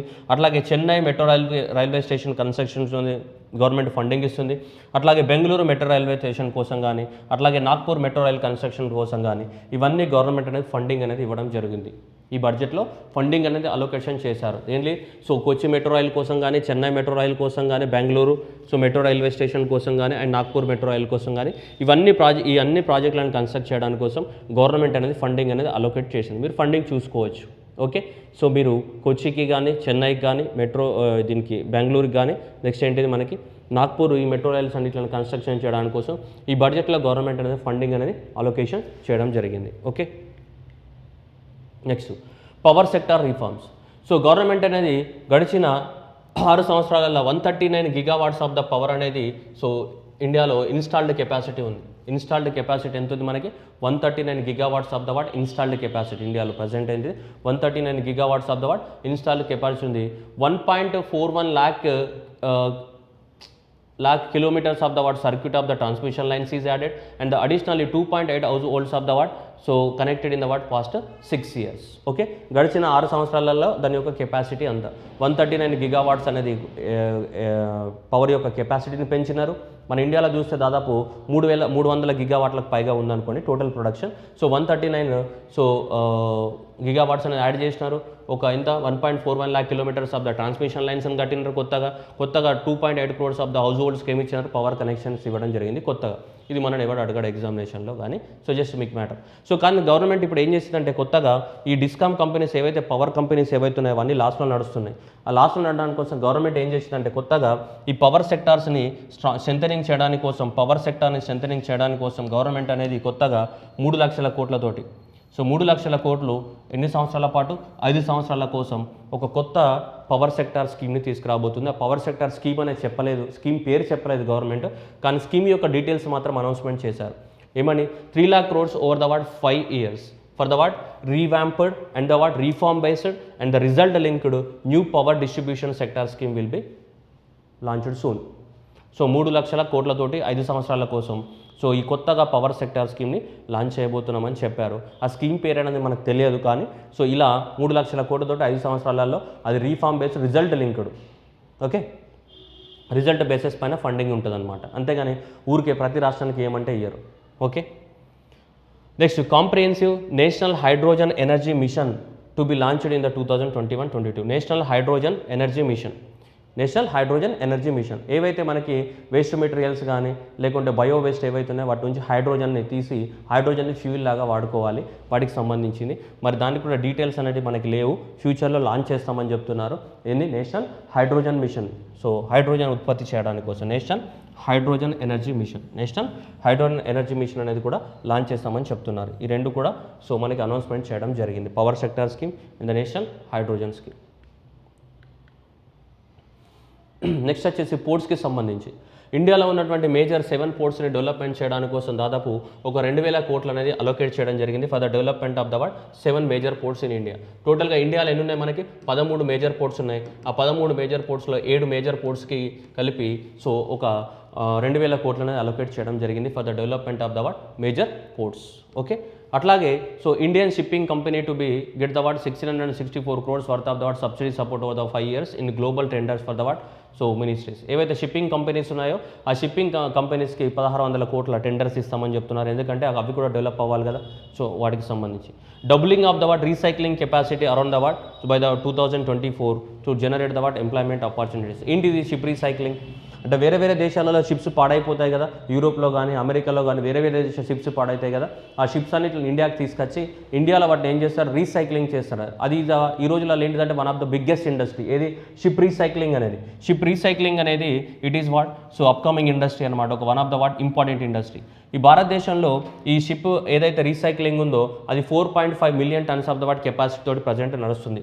Okay, so that is what 4.5 million, that is a light displacement turns తోటి నడుస్తుంది. దాన్ని లైట్ డిస్ప్లేస్మెంట్ కొలుస్తారు, అది మెజర్మెంట్ అనమాట యూనిట్, మీకు అంత అవసరం లేదు, జస్ట్ 4.5 మిలియన్ టన్స్ అన్న సరిపోతుంది. 4.5 మిలియన్ టన్స్ కెపాసిటీ ఉన్న షిప్ రీసైక్లింగ్ని 2024 నాటికి ఇంకా డబుల్ చేయాలని అనుకుంటున్నారు. And which will create the what 1.5 lakhs of the what jobs create అవుతాయి. ఓకే, దాన్ని డబుల్ చేయాలని అనుకుంటున్నారు. దేన్ని, షిప్ రీసైక్లింగ్ని డబుల్ చేయాలనుకుంటున్నారు. ఎందుకంటే వేరే దేశంలో ఉన్న షిప్స్, పాడైన షిప్స్ అన్ని తీసుకొచ్చి ఇక్కడ ఇండియాలో రీసైక్లింగ్ చేస్తారు. ఎందుకోసం చేయాలంటే మనకు కొంచెం బెనిఫిట్ వస్తాయి, ప్లస్ ఎక్కువ మొత్తంలో ఎంప్లాయ్మెంట్ ఆపర్చునిటీస్ అనేది క్రియేట్ అవుతూ ఉంటాయి. భారతదేశంలో ఎక్కువ మొత్తంలో షిప్స్ రీసైక్లింగ్ అవుతున్నది ఏంటిదంటే ఇక్కడ అలాంగ్. సో అలాంగ్ అనేది గుజరాత్లో ఉన్నటువంటి one of the what major, so ఇండియాలో top leading what ship recycling centre ఏంటిది, అలాంగ్ గుజరాత్లో ఉంది. గుజరాత్లో ఉన్నటువంటి అలాంగ్ అనేది ఇండియాలో ఉన్నటువంటి one of the what major ship recycling centre. Okay, next petroleum and the gas. So extension of the what Ujjwala scheme to cover the what 1 crores of the what more beneficiary అని చెప్తున్నాడు. 1 crores of the what more beneficiary అని చెప్తున్నాడు. Okay, what is Ujjwala scheme? ఈ ఉజ్వల scheme అనేది మనకి April 2016లో launch చేయడం జరిగింది. April 2016లో PMUY, ప్రధానమంత్రి Ujjwal Yojana, which was launched in the what April 2016. The objective of the scheme is to supply the what free LPG connection, to provide the what free LPG connection. So to provide the what free LPG connection to the what free LPG connection to women of BPL family. Free LPG connection to the what women of the what BPL family.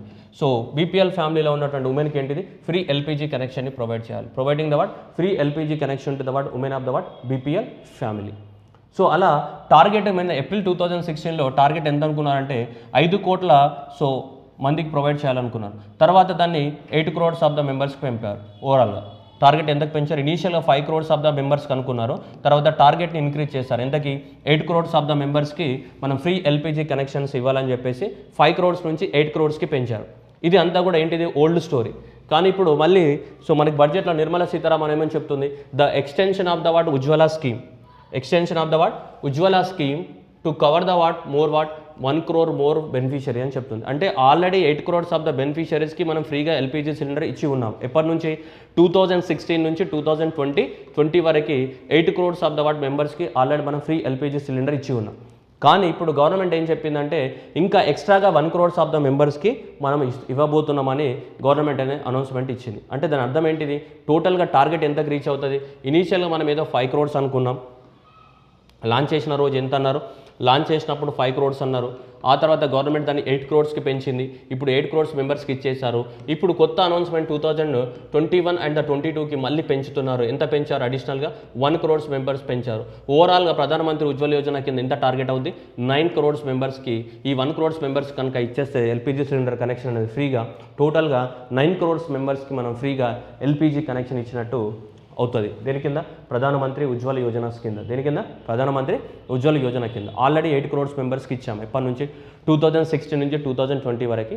And the government is again extending the scheme to what 1 crores of the what more beneficiaries. Government is adding the what 1 crore more beneficiaries. అంటే టోటల్గా 9 crores reach అవ్వబోతుంది ఫ్యూచర్లో. ఇప్పటివరకు ఎంత, 8 crores already reach అయ్యాం మనం. Okay, right. That was what one of the what important announcement in the what with respect to the what power sector, natural gas. And second one, add the what 100 more districts in the what city gas distribution so network in the what next 3 years. And the what new gas pipeline project will be constructed in the what Jammu Kashmir. So Jammu Kashmir lo kotta gas pipeline anta, atlage 100 more districts will be added to the what city distribution gas network అని చెప్తున్నాడు. అంటే ఏంటిది, pipe lines ద్వారా gas supply చేస్తారనమాట. LPG cylinders కాకుండా pipe lines ద్వారా gas అనేది supply చేయడం జరుగుతుంది. పైప్ లైన్స్ ద్వారా సో గ్యాస్ వచ్చేస్తుంది. ఆ గ్యాస్ని మనకి ఏం చేస్తారు, మనకి సింపుల్గా ఆ సిలిండర్లలో నింపేసి మన ఇంటింటికి సప్లై చేస్తూ ఉంటారనమాట. సో అలా దాన్ని మనం ఏమంటాం, డిస్ట్రిబ్యూషన్ ఏంటిది సిటీ గ్యాస్ డిస్ట్రిబ్యూషన్ నెట్వర్క్ అంటాం. ఇప్పటికి ఇండియాలో ఒక 30 నుంచి 50 వరకు డిస్ట్రిక్ట్స్ వరకే ఉన్నాయి. దాదాపు ఒక 50 డిస్ట్రిక్ట్స్లలోనే ఉంది, చాలా డిస్ట్రిక్ట్లలో లేదు ఇప్పటి వరకు. ఏంటిది సో పైప్ లైన్ ద్వారా గ్యాస్ సప్లై అనేది లేదు చాలా వరకు భారతదేశంలో.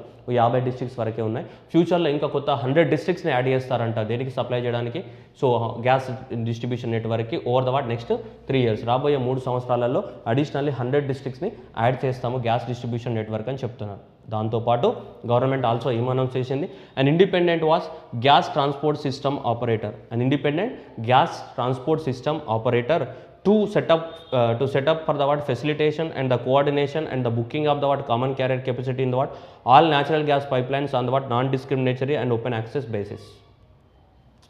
సో ఈ న్యాచురల్ గ్యాస్ ఏదైతే ఉందో న్యాచురల్ గ్యాస్కి సంబంధించి ఎవరు ఎప్పుడైనా ఏ టైంలో అయినా ఎలా అయినా బుక్ చేసుకోవచ్చు. వాటిని క్యారీ చేయడానికి కోసం సపరేట్గా ఏం కావాలి, సపరేట్ లారీస్ కావాలి, సపరేట్ కంటైనర్స్ కావాలి. సో కాబట్టి అవన్నీ కూడా ఏంటంటే పొలిటికల్గా పెద్ద ఇన్ఫ్లుయెన్స్ అవుతున్నాయి. అందుకోసం ఏం చెప్పారంటే so and independent gas transportation operator ఏదైతే ఉందో and independent gas transport operator ఒకదాన్ని మేము కన్స్ట్రక్ట్ ఎస్టాబ్లిష్మెంట్ చేస్తాం. ఇండిపెండెంట్ సో ఈ గ్యాస్ ట్రాన్స్పోర్ట్ ఆపరేటర్ ఏదైతే ఉందో అది గ్యాస్ ట్రాన్స్పోర్టేషన్కి సంబంధించిన యాక్టివిటీస్ అన్ని చూసుకుంటుంది. ఇక మీదట దీనికి సంబంధించి పైప్ లైన్స్ ద్వారా గ్యాస్ ట్రాన్స్మిషన్ కానీ ఎవరికైనా ఏ ప్రాంతానికైనా గ్యాస్ని ట్రాన్స్మిషన్ చేయాలన్నా ఏం చేయాలన్నా కూడా ఇది మొత్తం టేక్ కేర్ చేస్తుంది. ఇక్కడ ఉంది కదా క్లియర్గా చెప్తున్నాడు ఏమని, facilitation and the coordination for the what booking of the what common carrier capacity in the what all natural gas pipe lines are non discriminatory open access. Okay, ఇది దీనికి సంబంధించి అంటే ఓవరాల్గా మనం చదివినవన్నీ కూడా ఏది పెట్రోలియం న్యాచురల్ గ్యాస్ కానీ పోర్ట్స్ అండ్ షిప్పింగ్ కానీ పవర్ ఇన్ఫ్రాస్ట్రక్చర్ కానీ అర్బన్ ఇన్ఫ్రాస్ట్రక్చర్ కానీ నెక్స్ట్ రైల్వే ఇన్ఫ్రాస్ట్రక్చర్ కానీ ఓకే ఇదంతా కూడా ఏంటిది రైల్వే ఇన్ఫ్రాస్ట్రక్చర్ కానీ అండ్ నెక్స్ట్ వచ్చేసి రోడ్ ఇన్ఫ్రాస్ట్రక్చర్ కానీ ఓకే ఇదంతా కూడా రోడ్ ఇన్ఫ్రాస్ట్రక్చర్స్ కానీ అండ్ నెక్స్ట్ వన్ ఇదంతా కూడా నేషనల్ ఇన్ఫ్రాస్ట్రక్చర్ పైప్ లైన్ కానీ all these are what national infrastructure pipe line కానీ ఈ టెక్స్టైల్స్ కానీ ఇవన్నీ కూడా దీనికి సంబంధించినవి. మనం చదివినవన్నీ కూడా దీనికి సంబంధించి ఏంటిది ప్రొడక్షన్ లింక్డ్ ఇన్సెంటివ్స్ కానీ మెగా టెక్స్టైల్ పార్క్స్ కానీ నేషనల్ ఇన్ఫ్రాస్ట్రక్చర్ పైప్ లైన్ కానీ రోడ్వేస్ కానీ రైల్వే ఇన్ఫ్రాస్ట్రక్చర్ కానీ అర్బన్ ఇన్ఫ్రాస్ట్రక్చర్ కానీ పవర్ ఇన్ఫ్రాస్ట్రక్చర్ కానీ పోర్ట్స్ అండ్ షిప్స్ కానీ and the petroleum and what natural gas కానీ ఇవన్నీ అనౌన్స్మెంట్ చేయడం జరిగింది మనకి బడ్జెట్లో. Next financial capital after physical infrastructure now financial capital. So what is the what financial capital announced by the what government reforms.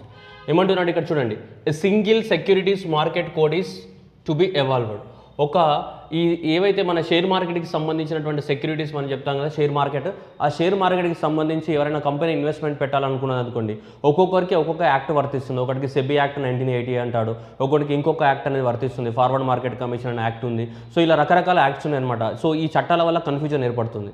So ఈ చట్టాల వల్ల confusion ఏర్పడుతుంది కాబట్టి అన్ని చట్టాలని కలిపేసి ఒకటే చట్టం తీసుకొద్దామని ప్లాన్ చేస్తున్నారు. అందుకోసం దాని పేరు ఏంటి సింగిల్ సెక్యూరిటీస్ మార్కెట్ కోడ్ అని చెప్తున్నారు. Single securities market code whatever the acts are there, అన్ని యాక్ట్స్ ఏవైతే ఉన్నాయో సో షేర్ మార్కెట్కి సంబంధించిన యాక్ట్స్ అన్నిటిని కలిపేసి సింగిల్ యాక్ట్గా తయారు చేయాలి, దాన్ని ఒక సింగిల్ కోడ్గా తయారు చేయాలన్నది దీని యొక్క ముఖ్య ఉద్దేశం. Okay, next support for the what development of the what world class financial technology hub in the what so gift city that is what so Gujarat international financial city అనేది మనకి గాంధీనగర్లో ఉంది. మనకి గాంధీనగర్ దగ్గర ఉన్నటువంటి ఏంటిది Gujarat Gandhinagar international financial city so మనకి గుజరాత్లో ఉంది. సో ఈ గుజరాత్లో ఎక్కడ ఏంటిదంటే ఇంటర్నేషనల్ అన్ని కూడా ఇంటర్నేషనల్ ఉన్నటువంటి పెద్ద పెద్ద ఫినాన్షియల్ ఇన్స్టిట్యూషన్స్ ఏవైతే ఉన్నాయో అవన్నీ కూడా గుజరాత్లో ఉన్నటువంటి ఆ గిఫ్ట్ సిటీలో రాబోతున్నాయి. సపరేట్ సిటీ అనమాట.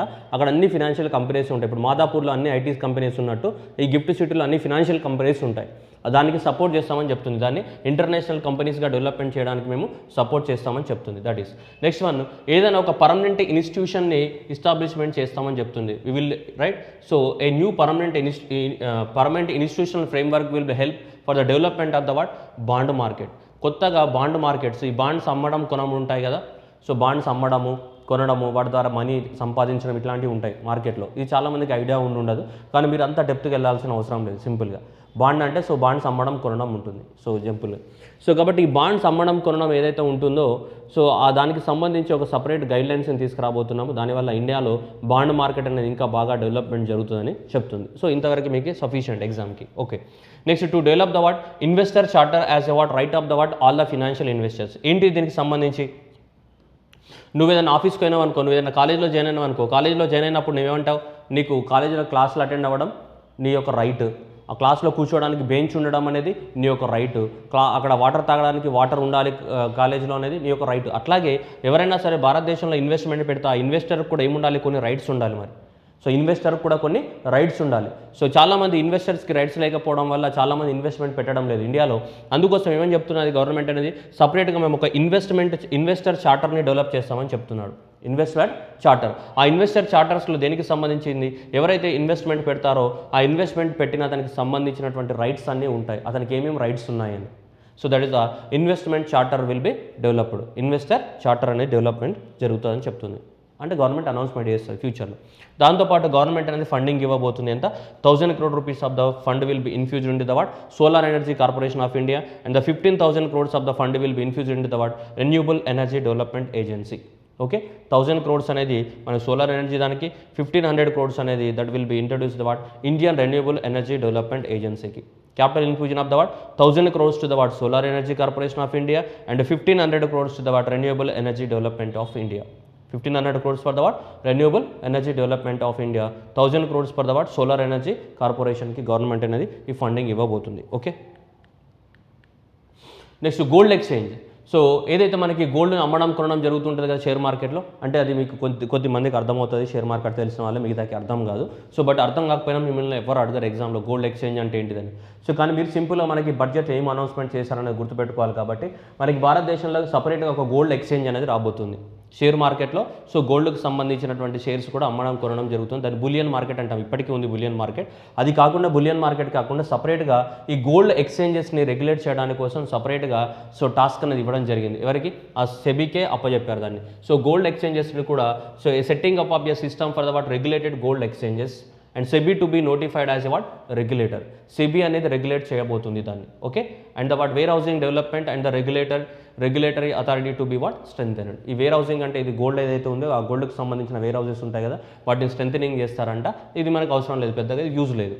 నీకు కావాల్సింది ఏంటిది? ఇది గోల్డ్ ఎక్స్చేంజ్. ఇండియాలో గోల్డ్ ఎక్స్చేంజెస్ని సపరేట్గా సపరేట్గా రాబోతున్నాయి. సో గోల్డ్ ఎక్స్చేంజెస్ ఆల్రెడీ ఉన్నాయి, అంటే సపరేట్గా నేను ఎందుకు అంటున్నా అంటే ఆల్రెడీ ఉన్నాయి కానీ సరైన రెగ్యులేషన్స్ లేవు గోల్డ్ ఎక్స్చేంజెస్కి సంబంధించి. సో కాబట్టి ఫుల్లీ రెగ్యులేటెడ్ గోల్డ్ ఎక్స్చేంజ్ అనేది ఎస్టాబ్లిష్మెంట్ చేయబోతున్నారు ఇండియాలో. So under the what supervision of the what SEBI. So దానికి రెగ్యులేటర్ ఎవరు? సెబీ అనేది regulator, securities exchange board of India. So మనకి ఎక్కడ ఉంటుంది? బాంబేలో ఉంటుంది. So securities exchange board of India is what so full regulator of the what gold exchange.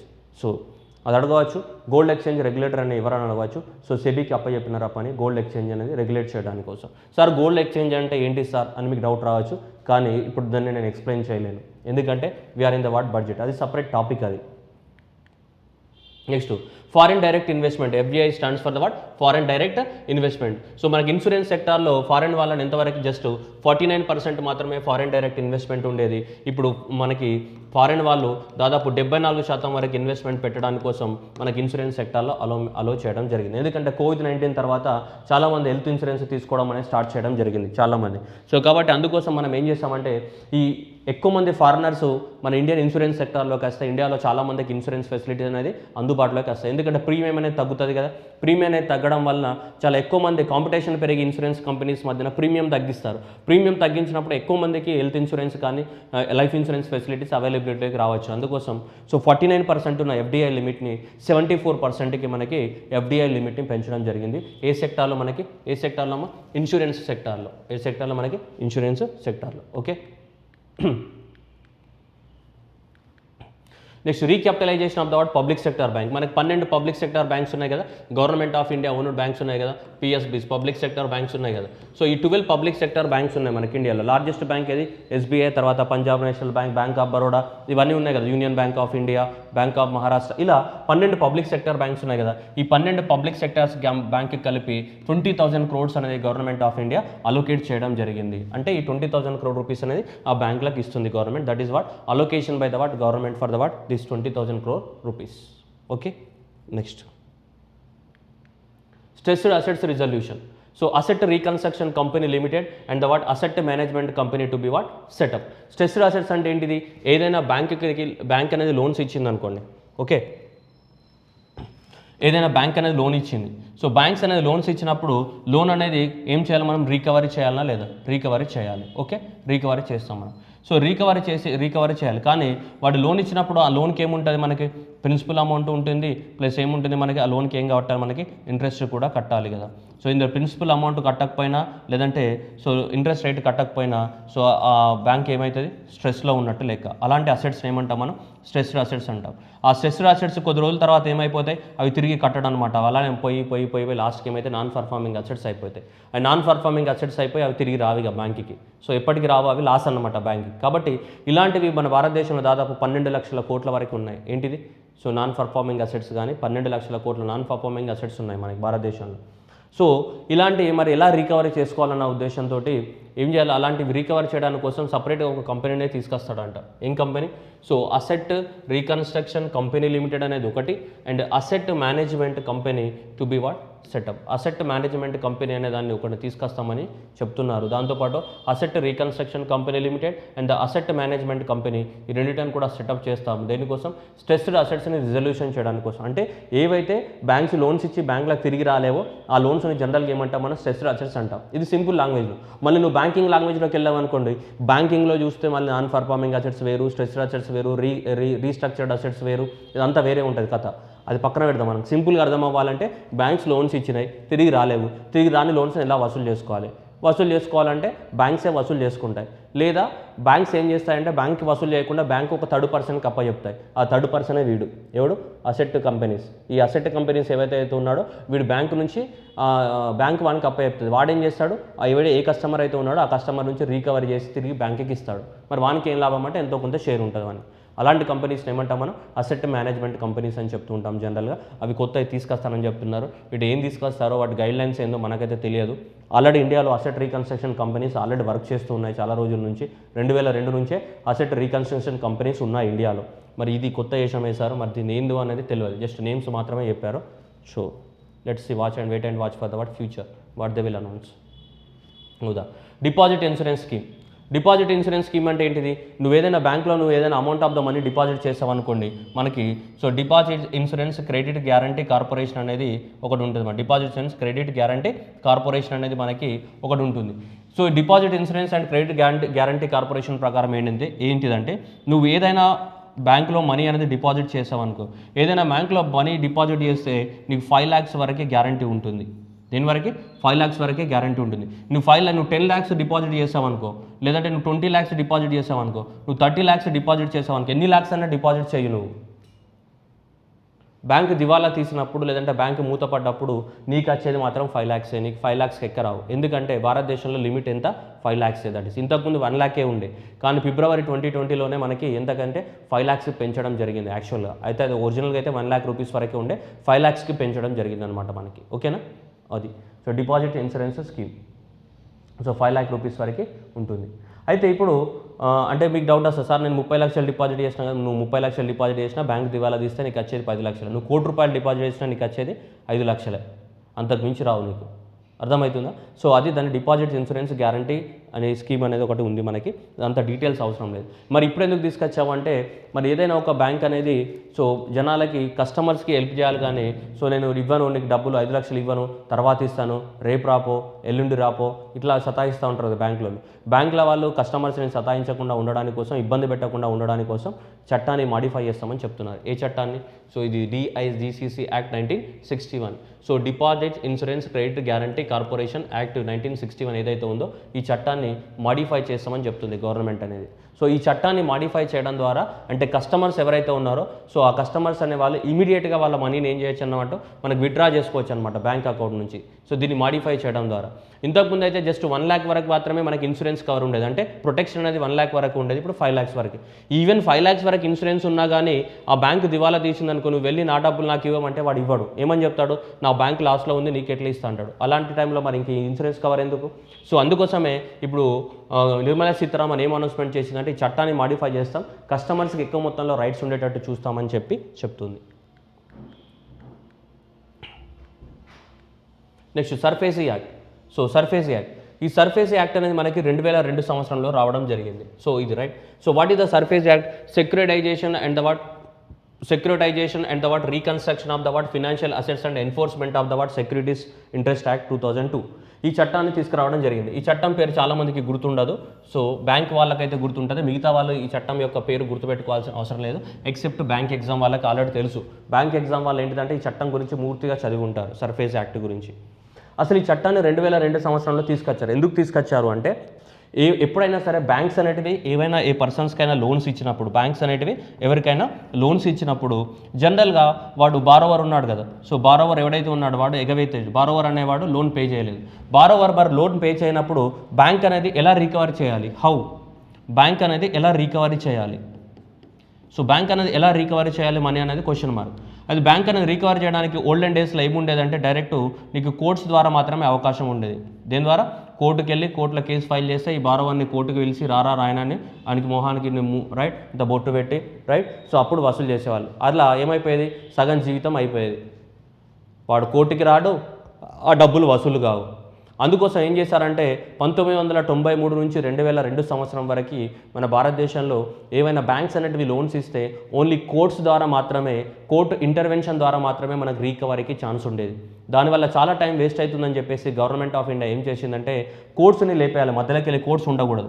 Courts ఉండకుండా direct బ్యాంకే బారోవర్ నుంచి రీకవరీ చేసే అవకాశం కల్పించాలని చెప్పేసి ఈ చట్టాన్ని తీసుకురావడం జరిగింది. ఇది so securitisation of the assets and the what reconstruction of the what financial assets and enforcement of securities act అనేది తీసుకురావడం జరిగింది. ఎందుకు తీసుకొచ్చారు దీన్ని అంటే so recovery of the what money by the what any financial institution without intervention of the what కోర్ట్స్కి వెళ్ళకుండా direct ఏదైతే బ్యాంక్ లోన్ ఇచ్చిందో ఆ బ్యాంకే డైరెక్ట్గా వెళ్ళి నీకు ఏం చేయొచ్చు, మనీ వసూలు చేసుకోవచ్చు. కోర్టు యొక్క ఇంటర్ఫియరెన్స్ అవసరం లేదు, కోర్టులో ఫైల్ చేయాల్సిన అవసరం లేదు. అందుకోసం ఈ చట్టాన్ని తీసుకొచ్చారు. అంటే బ్యాంక్స్కి కానీ నాన్ బ్యాంకింగ్ ఫినాన్షియల్ కంపెనీస్ కానీ ఏవైతే కంపెనీస్ లోన్స్ ఇస్తున్నాయో వాళ్ళకి ఎక్కువ మొత్తంలో పవర్స్ ఇవ్వడం జరిగింది ఈ చట్టం ద్వారా. అంతకుముందు కోర్టు చేతులలో ఉండేది బాల్ అనేది, కోర్టు నుంచి ఆ కంపెనీస్కి వెళ్ళింది. అయితే ఇప్పుడు మనకి ఈ బడ్జెట్లో ఏం అనౌన్స్మెంట్ చేసింది నిర్మలమ్మ అంటే ఏవైతే నాన్ బ్యాంకింగ్ ఫినాన్షియల్ కంపెనీస్ ఉన్నాయో, okay, non banking financial companies వాటి యొక్క సైజ్ అనేది ఎంత ఉండాలి, 100 crores. Non banking financial companies ooze size is what 100 crores. 100 crores of the వ్యాపారం చేస్తున్న నాన్ బ్యాంకింగ్ ఫినాన్షియల్ కంపెనీస్ ఏవైతే ఉన్నాయో వాళ్ళు ఒకవేళ ఎవరికైనా లోన్ ఇచ్చి ఆ లోన్ని రీకవరీ చేయాలి అనుకుంటే దానికి minimum amount of the money ఉంటుంది. So minimum amount of the money అనేది ఎంత ఉండాలి, ఒరిజినల్గా 50 లక్షల కన్నా ఎక్కువగా లోన్ ఇచ్చి ఉంటే, ఎంత 50 lakhs కైనా ఎక్కువ మొత్తంలో లోన్ ఇచ్చి ఉండి అది ఒకవేళ రీకవరీ అవ్వకపోతే అప్పుడు నాన్ బ్యాంకింగ్ ఫినాన్షియల్ కంపెనీ అనేది డైరెక్ట్గా వాని దగ్గరికి వెళ్ళి వాని గల్లా పట్టుకొని, సో వాని కాలర్ పట్టుకొని పైసలు వసూలు చేసే అధికారం ఉండేది. ఏ కంపెనీకి? Non banking financial company.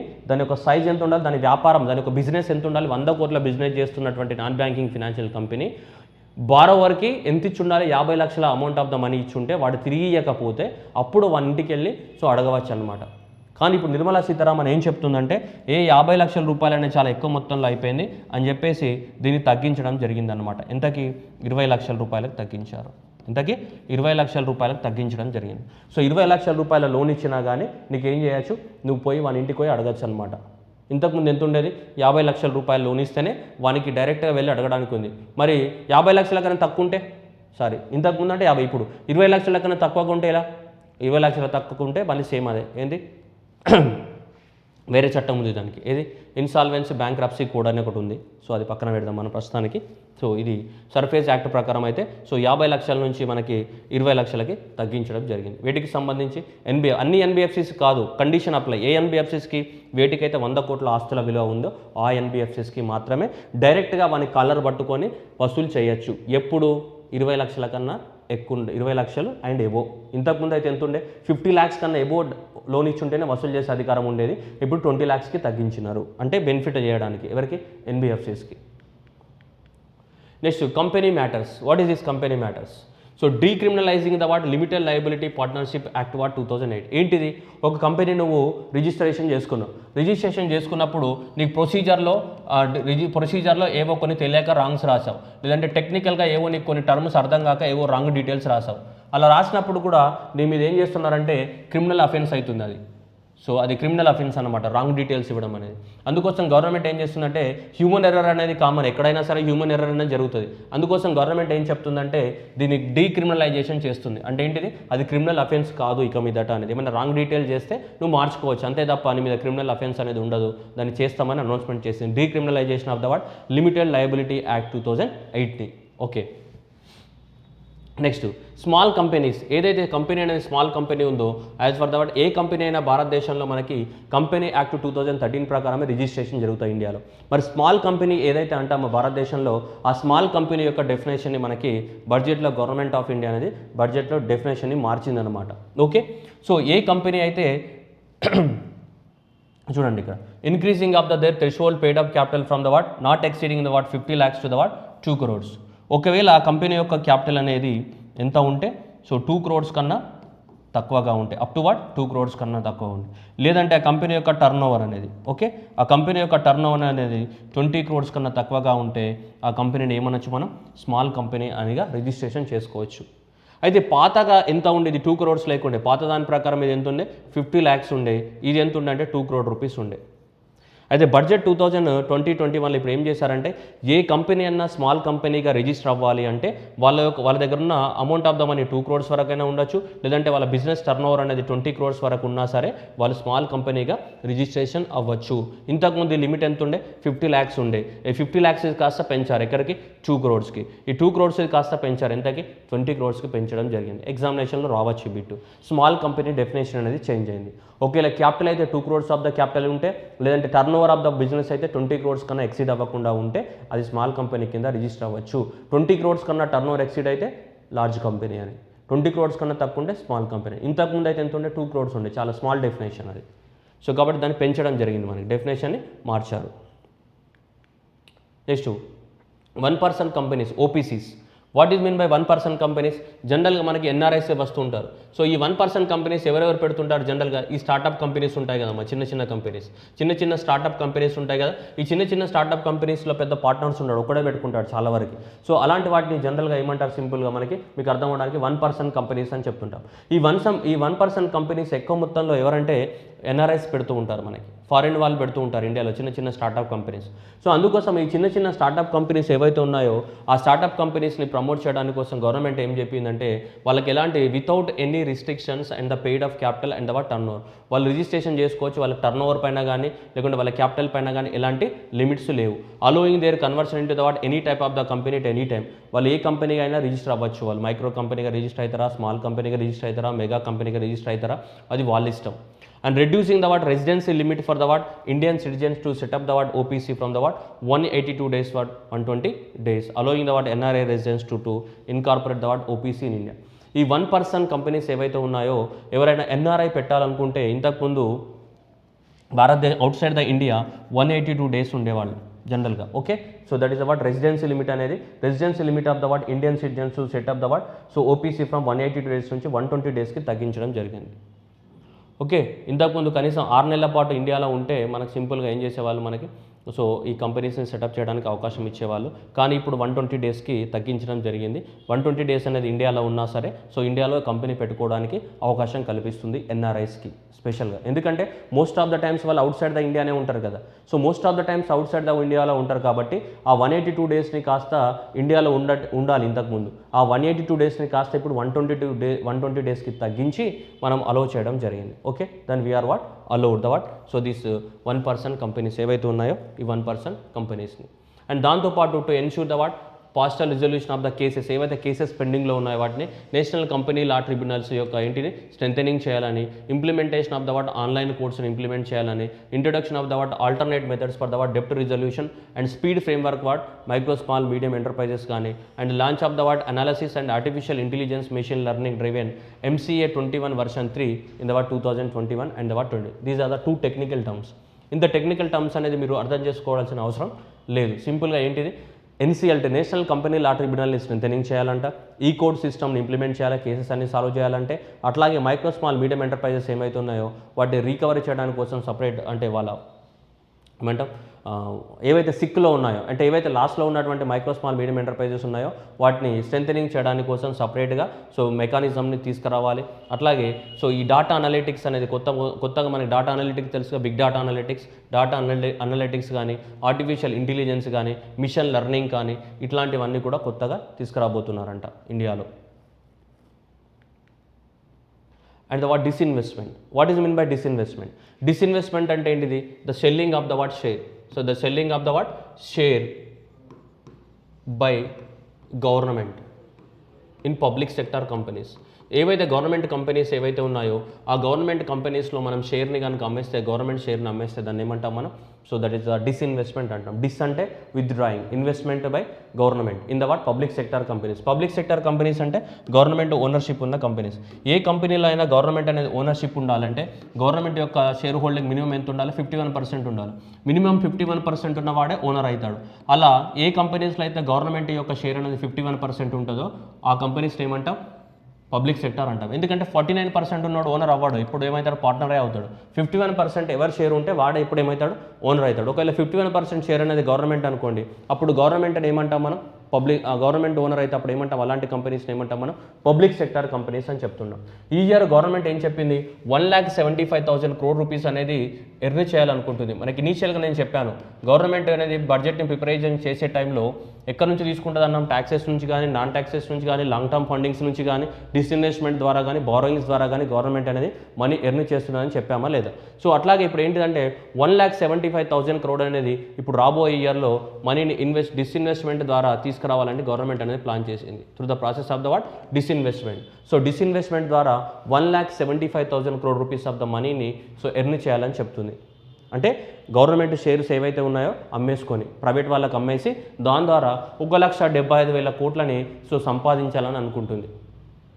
ఆలోచించండి, చాలా డేంజరస్, అలా చేయకూడదు జనరల్గా, కానీ ప్రతి గవర్నమెంట్ అదే చేస్తుంది. ఎందుకంటే వాళ్ళకున్న కంపెనీలో ఉన్న షేర్స్ ఏం చేస్తూ ఉంటుంది? స్లోగా అమ్మేస్తూ ఉంటాయి. ఒక 51% మాత్రమే వాళ్ళ దగ్గర ఉంచుకొని మిగతా షేర్ని అమ్మేస్తాయి. 51% ఉండడం వల్ల ఏముంటుంది? ఓనర్షిప్ ఉంటుంది. ఇప్పుడు మీరు స్టేట్ బ్యాంక్ ఆఫ్ ఇండియా తీసుకున్న గవర్నమెంట్ ఏం లేదన్న, గవర్నమెంట్ అయితే ఎగ్జాక్ట్గా 51% షేర్ ఉంది. మిగతా 49% స్టేట్ బ్యాంక్ ఆఫ్ ఇండియాలో కూడా ప్రైవేట్ వ్యక్తులే ఉంటుంది. కానీ ఓనర్షిప్ మాత్రం ఎవరి దగ్గర ఉంటుంది? గవర్నమెంట్ దగ్గర ఉంటుంది. ఎందుకంటే సో మనకి 51% వాళ్ళది కాబట్టి. సో అలా అయితే గవర్నమెంట్ అనేది వీళ్ళన్నిటిలలో కూడా ఇప్పుడు డిస్ఇన్వెస్ట్మెంట్ చేస్తుంట. బీపీసీఎల్ కానీ, ఎయిర్ ఇండియా కానీ, షిప్పింగ్ కార్పొరేషన్ ఆఫ్ ఇండియా కానీ, కంటైనర్ కార్పొరేషన్ ఆఫ్ ఇండియా కానీ, ఐడిబిఐ బ్యాంక్ కానీ, బీఈఎంఎల్ కానీ, పవన్ హాల్స్ కానీ, నీలాంచల్ ఇస్పాత్ నిగమ్ లిమిటెడ్ కానీ ఇవన్నిట్లను కూడా డిస్ఇన్వెస్ట్మెంట్ చేస్తాయట. అంటే ఇందులో గవర్నమెంట్ యొక్క షేర్ని ప్రైవేట్ వాళ్ళకి అమ్మబోతున్నారు అని అనౌన్స్మెంట్ చేసి ఇలా అమ్మడం ద్వారా ఎంత సంపాదిస్తారంట? 1,75,000 crore రూపీస్ అనేది సంపాదిస్తామని చెప్తుంది. ఎంత? 1,75,000 crore rupees. Okay. Other than IDBI bank, other 2 public sector banks and 1 general insurance to be what privatised అట. చూడండి, ఐడిబిఐ బ్యాంక్ అనేది ఆల్రెడీ ప్రైవేటైజేషన్ చేసేసారు, దాంట్లో ఏం లేదు, ప్రైవేట్ అయిపోయింది. ఐడిబిఐ బ్యాంక్ అనేది ప్రైవేట్ బ్యాంక్ కన్వర్ట్ అయిపోయింది, అది ఎప్పుడో కన్వర్ట్ అయిపోయింది. కానీ ఇక్కడ ఉన్నాయి ఎన్ని బ్యాంక్స్ అమ్మ? 12 పబ్లిక్ సెక్టార్ బ్యాంక్స్ ఉన్నాయి. ఆల్రెడీ ఉన్న 27 బ్యాంకులని అన్నింటిని కలిపేసి 12 పబ్లిక్ సెక్టార్ బ్యాంక్స్ చేసినారు. ఈ 12 పబ్లిక్ సెక్టార్ బ్యాంక్స్ ఉన్న గవర్నమెంట్ బ్యాంకులలో కూడా ఇప్పుడు 2 ప్రైవేటైజేషన్ చేస్తారంట. మళ్ళీ ఏషం వేస్తారు, చూసారా? కొత్త ఏషం. ఇందులో 2 ప్రైవేటైజేషన్ చేయబోతే ఇందులో ఆల్రెడీ 2 ప్రైవేటైజేషన్ చేస్తారంట ఇయర్లో. ఈ 2 ప్రైవేటైజేషన్ చేస్తే మిగిలినవి ఎన్ని ఉంటాయిగా? 10 పబ్లిక్ సెక్టార్ బ్యాంక్సే ఉంటాయిగా. మిగిలినవి 10 పబ్లిక్ సెక్టార్ బ్యాంక్స్ మిగులుతాయి. ఉన్నాయే 12 పబ్లిక్ సెక్టార్ బ్యాంక్స్, దాంట్లో మళ్ళీ ఇంకా 2 అవుతాయట. మళ్ళీ జనరల్ ఇన్సూరెన్స్ కంపెనీలు కూడా ప్రైవేటైజేషన్ చేస్తారంట చెప్తున్నారు. Next IPO, initial public offering of the what LIC will be issued in the what 2000. LIC యొక్క ఇప్పటివరకు ఎల్ఐసి ఏదైతే ఉందో ఈ ఎల్ఐసిని కూడా షేర్ మార్కెట్లోకి తీసుకెళ్ళి షేర్స్ అమ్ముతారంట. ఎల్ఐసికి సంబంధించి కూడా దాన్ని కూడా ప్రైవేటైజేషన్ చేస్తామన్నట్టు ఇండైరెక్ట్గా. Next new disinvestment policy. New disinvestment policy will be announced soon అట. సో న్యూ డిస్ఇన్వెస్ట్మెంట్ పాలసీ అంటే ఏంటిది? మళ్ళీ గవర్నమెంట్ అయితే ఎక్కడెక్కడైతే అమ్మాలనుకుంటుందో గవర్నమెంట్ కంపెనీస్ అన్ని కూడా ప్రైవేట్ వాళ్ళకి ఇచ్చేయండి అంటే ఇండియా మొత్తం ప్రైవేటైజేషన్ అయ్యేటట్టు ఉంది, ఇవన్నీ చూస్తూ ఉంటాయి. సో కాబట్టి ఎక్కడెక్కడైతే ప్రైవేట్ కంపెనీస్ ఉన్నాయో, గవర్నమెంట్ కంపెనీస్ ఉన్నాయో దాంట్లో అన్ని కూడా ఏమంటున్నాడు? సెంట్రల్ పబ్లిక్ సెక్టార్ ఎంటర్ప్రైజెస్ అంటే గవర్నమెంట్ ఓనర్షిప్ ఉన్నటువంటి enterprises, central public sector enterprises except in the what 4 strategic areas remaining అన్ని కూడా డిస్ఇన్వెస్ట్మెంట్ చేస్తారంట. 4 సెక్టార్ వదిలేస్తాయి. ఏ 4 సెక్టార్లు? అటామిక్ ఎనర్జీ, స్పేస్ డిఫెన్స్ ఒకటి, transport and the telecommunication, power, petroleum, coal and the what other minerals, and the banking, insurance and the what financial services. ఈ సెక్టార్స్ని వదిలేస్తే మిగతా sectors అన్ని private వాళ్ళకి అమ్మి పడేస్తారంట. ఈ 4 సెక్టార్ వదిలేస్తే ఏమంటున్నాడు, central public sector enterprises except in 4 strategic areas అన్నాడు. ఈ 4 సెక్టార్స్ కాకుండా మిగతా అన్ని సెక్టార్స్లలో ప్రైవేట్ వాళ్ళని అలో చేస్తాడంట. మిగతా అన్ని సెక్టార్స్లలో ప్రైవేట్ వాళ్ళకి అలో చేసేస్తామని చెప్తున్నాడు. అంటే ఓనర్షిప్ ట్రాన్స్ఫర్ జరిగిపోతుంది. అంటే 51% గవర్నమెంట్ దగ్గర ఉండదు. ఇక 51% ప్రైవేట్ వాళ్ళకి ఇచ్చేసి 49%, ఒక 30%, 21% గవర్నమెంట్ పెట్టుకుంటుంది. ఒకవేళ గవర్నమెంట్ దగ్గర 51% ఉంటే అప్పుడు ఏమైతే నీకు అది పబ్లిక్ సెక్టర్ అవుతుంది. అలా కాకుండా గవర్నమెంట్ అనేది 51% తగ్గించుకొని 51% ప్రైవేట్ వాళ్ళకి ఇచ్చేసి ఒక 10%, 15%, 30%, 40% గవర్నమెంట్ దగ్గర పెట్టుకుంటుంది.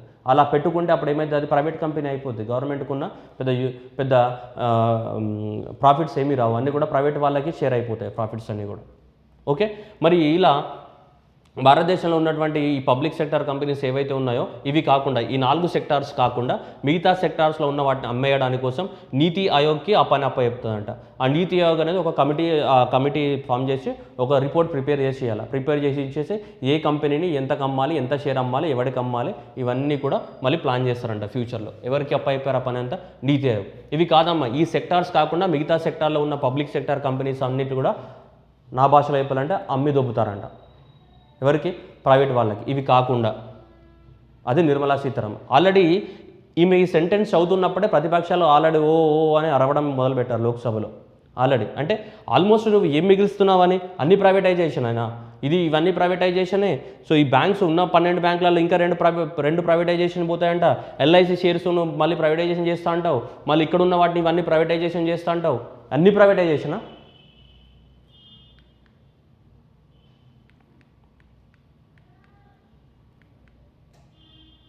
Right. And so government financial reforms, ఏ ట్రెజరీ సింగిల్ అకౌంట్ ఒక అకౌంట్ని క్రియేట్ చేస్తారో. ఏవైతే మనకి ఆటోనమస్ బాడీస్ ఉన్నాయో, ఆటోనమస్ బాడీస్ అంటే సో ఇండిపెండెంట్ పవర్స్ ఉన్నాయి. ఆర్బీఐ కానీ, మనకి ఫినాన్షియల్ కమిషన్ కానీ, లేదంటే మనకి యూపీఎస్సీ కానీ, సో ఇట్లాంటివి కాన్స్టిట్యూషనల్ బాడీస్ ఉంటాయి కదా. సో ఈ కాన్స్టిట్యూషనల్ బాడీస్ అన్నిటికీ ఆటోనమస్ పవర్స్ ఉంటాయి. ఆటోనమస్ పవర్స్ అంటే వాటంతట అవే. సో వీళ్ళకి మనీ అవసరం ఉంటుంది కదా. సో వీళ్ళకి మనీ అవసరం ఉంటుంది కాబట్టి ఆ మనీని ఆ అకౌంట్లో డిపాజిట్ చేస్తారు. ఏ అకౌంట్లో, మనకి ట్రెజరీ సింగిల్ అకౌంట్లో డిపాజిట్ చేస్తే ఆ మనీని ఎప్పటికప్పుడు వాళ్ళు వాడుకోవడానికి అవకాశం ఉంటుంది. ఓకే, సో దానికోసం ఇది తీసుకురావడం జరిగింది. Okay, separate administrative structure to be stream line for the what is of doing business for the what cooperatives. So is of doing బిజినెస్ని పెంచడానికి కోసం కూడా సో ఏవో కొన్ని చర్యలు తీసుకుంటామని చెప్పారు. ఇట్లా పెద్ద ఎగ్జామ్లో పెద్ద ఇంపార్టెన్స్ ఏం లేదు. Treasury single account system for the what autonomous bodies to be what extended for the what universal application. దేనికైనా వాళ్ళు వాడుకోవడానికి. సో ఆ సింగిల్ ట్రెజరీ అకౌంట్ ఏదైతే ఉందో, సో ఈ ఆటోనమస్ బాడీస్ అంటే కన్ఫ్యూజ్ అవ్వద్దు. వేటికైతే ఇండిపెండెంట్ పవర్ ఉంటుందో ఆటోనమస్. ఫర్ ఎగ్జాంపుల్ యూపీఎస్సీ అనేది ఆటోనమస్ బాడీ, ఆర్బీఐ అనేది ఏంటిది ఆటోనమస్ బాడీ, ఫినాన్స్ కమిషన్ అనేది ఏంటిది autonomous body, national commission for ఎస్సీస్ ఏంటివి autonomous bodies, national commission for the STs autonomous bodies, national commission for the women. ఇవన్నీ కూడా ఇట్లాంటి ఆటోనమస్ బాడీస్ కూడా డబ్బులు అవసరం కదా, వాళ్ళ కోసం ఒక అకౌంట్ ఉంటుంది. ఆ అకౌంట్ పేరే అది. మరీ ఎక్కువ ఆలోచించొద్దు, treasury single account. Okay, so ఇది మన పిల్లర్ నెంబర్ 2. టోటల్గా ఇవన్నీ కూడా పిల్లర్ నెంబర్ 2లో అనౌన్స్మెంట్ చేసినాయి గవర్నమెంట్. టోటల్గా పిల్లర్ నెంబర్ 2 టోటల్ చాలా పెద్దది. మిగతా పిల్లర్స్ అన్నీ చిన్నగానే ఉంటాయి. సో ఇది సెకండ్ పిల్లర్ అనేది ఏదైతే ఉందో ఇదే చాలా మనకి పెద్ద పిల్లర్. సో బడ్జెట్లో announcement most of the questions ఈ ఏరియా నుంచి పడే అవకాశాలు ఉంటాయి కాబట్టి ఎక్కువ మొత్తంలో మీరు కాన్సన్ట్రేట్ చేయాలి. పిల్లర్ నెంబర్ 2 ఇది physical and what financial capital and what infrastructure. And thank you everyone.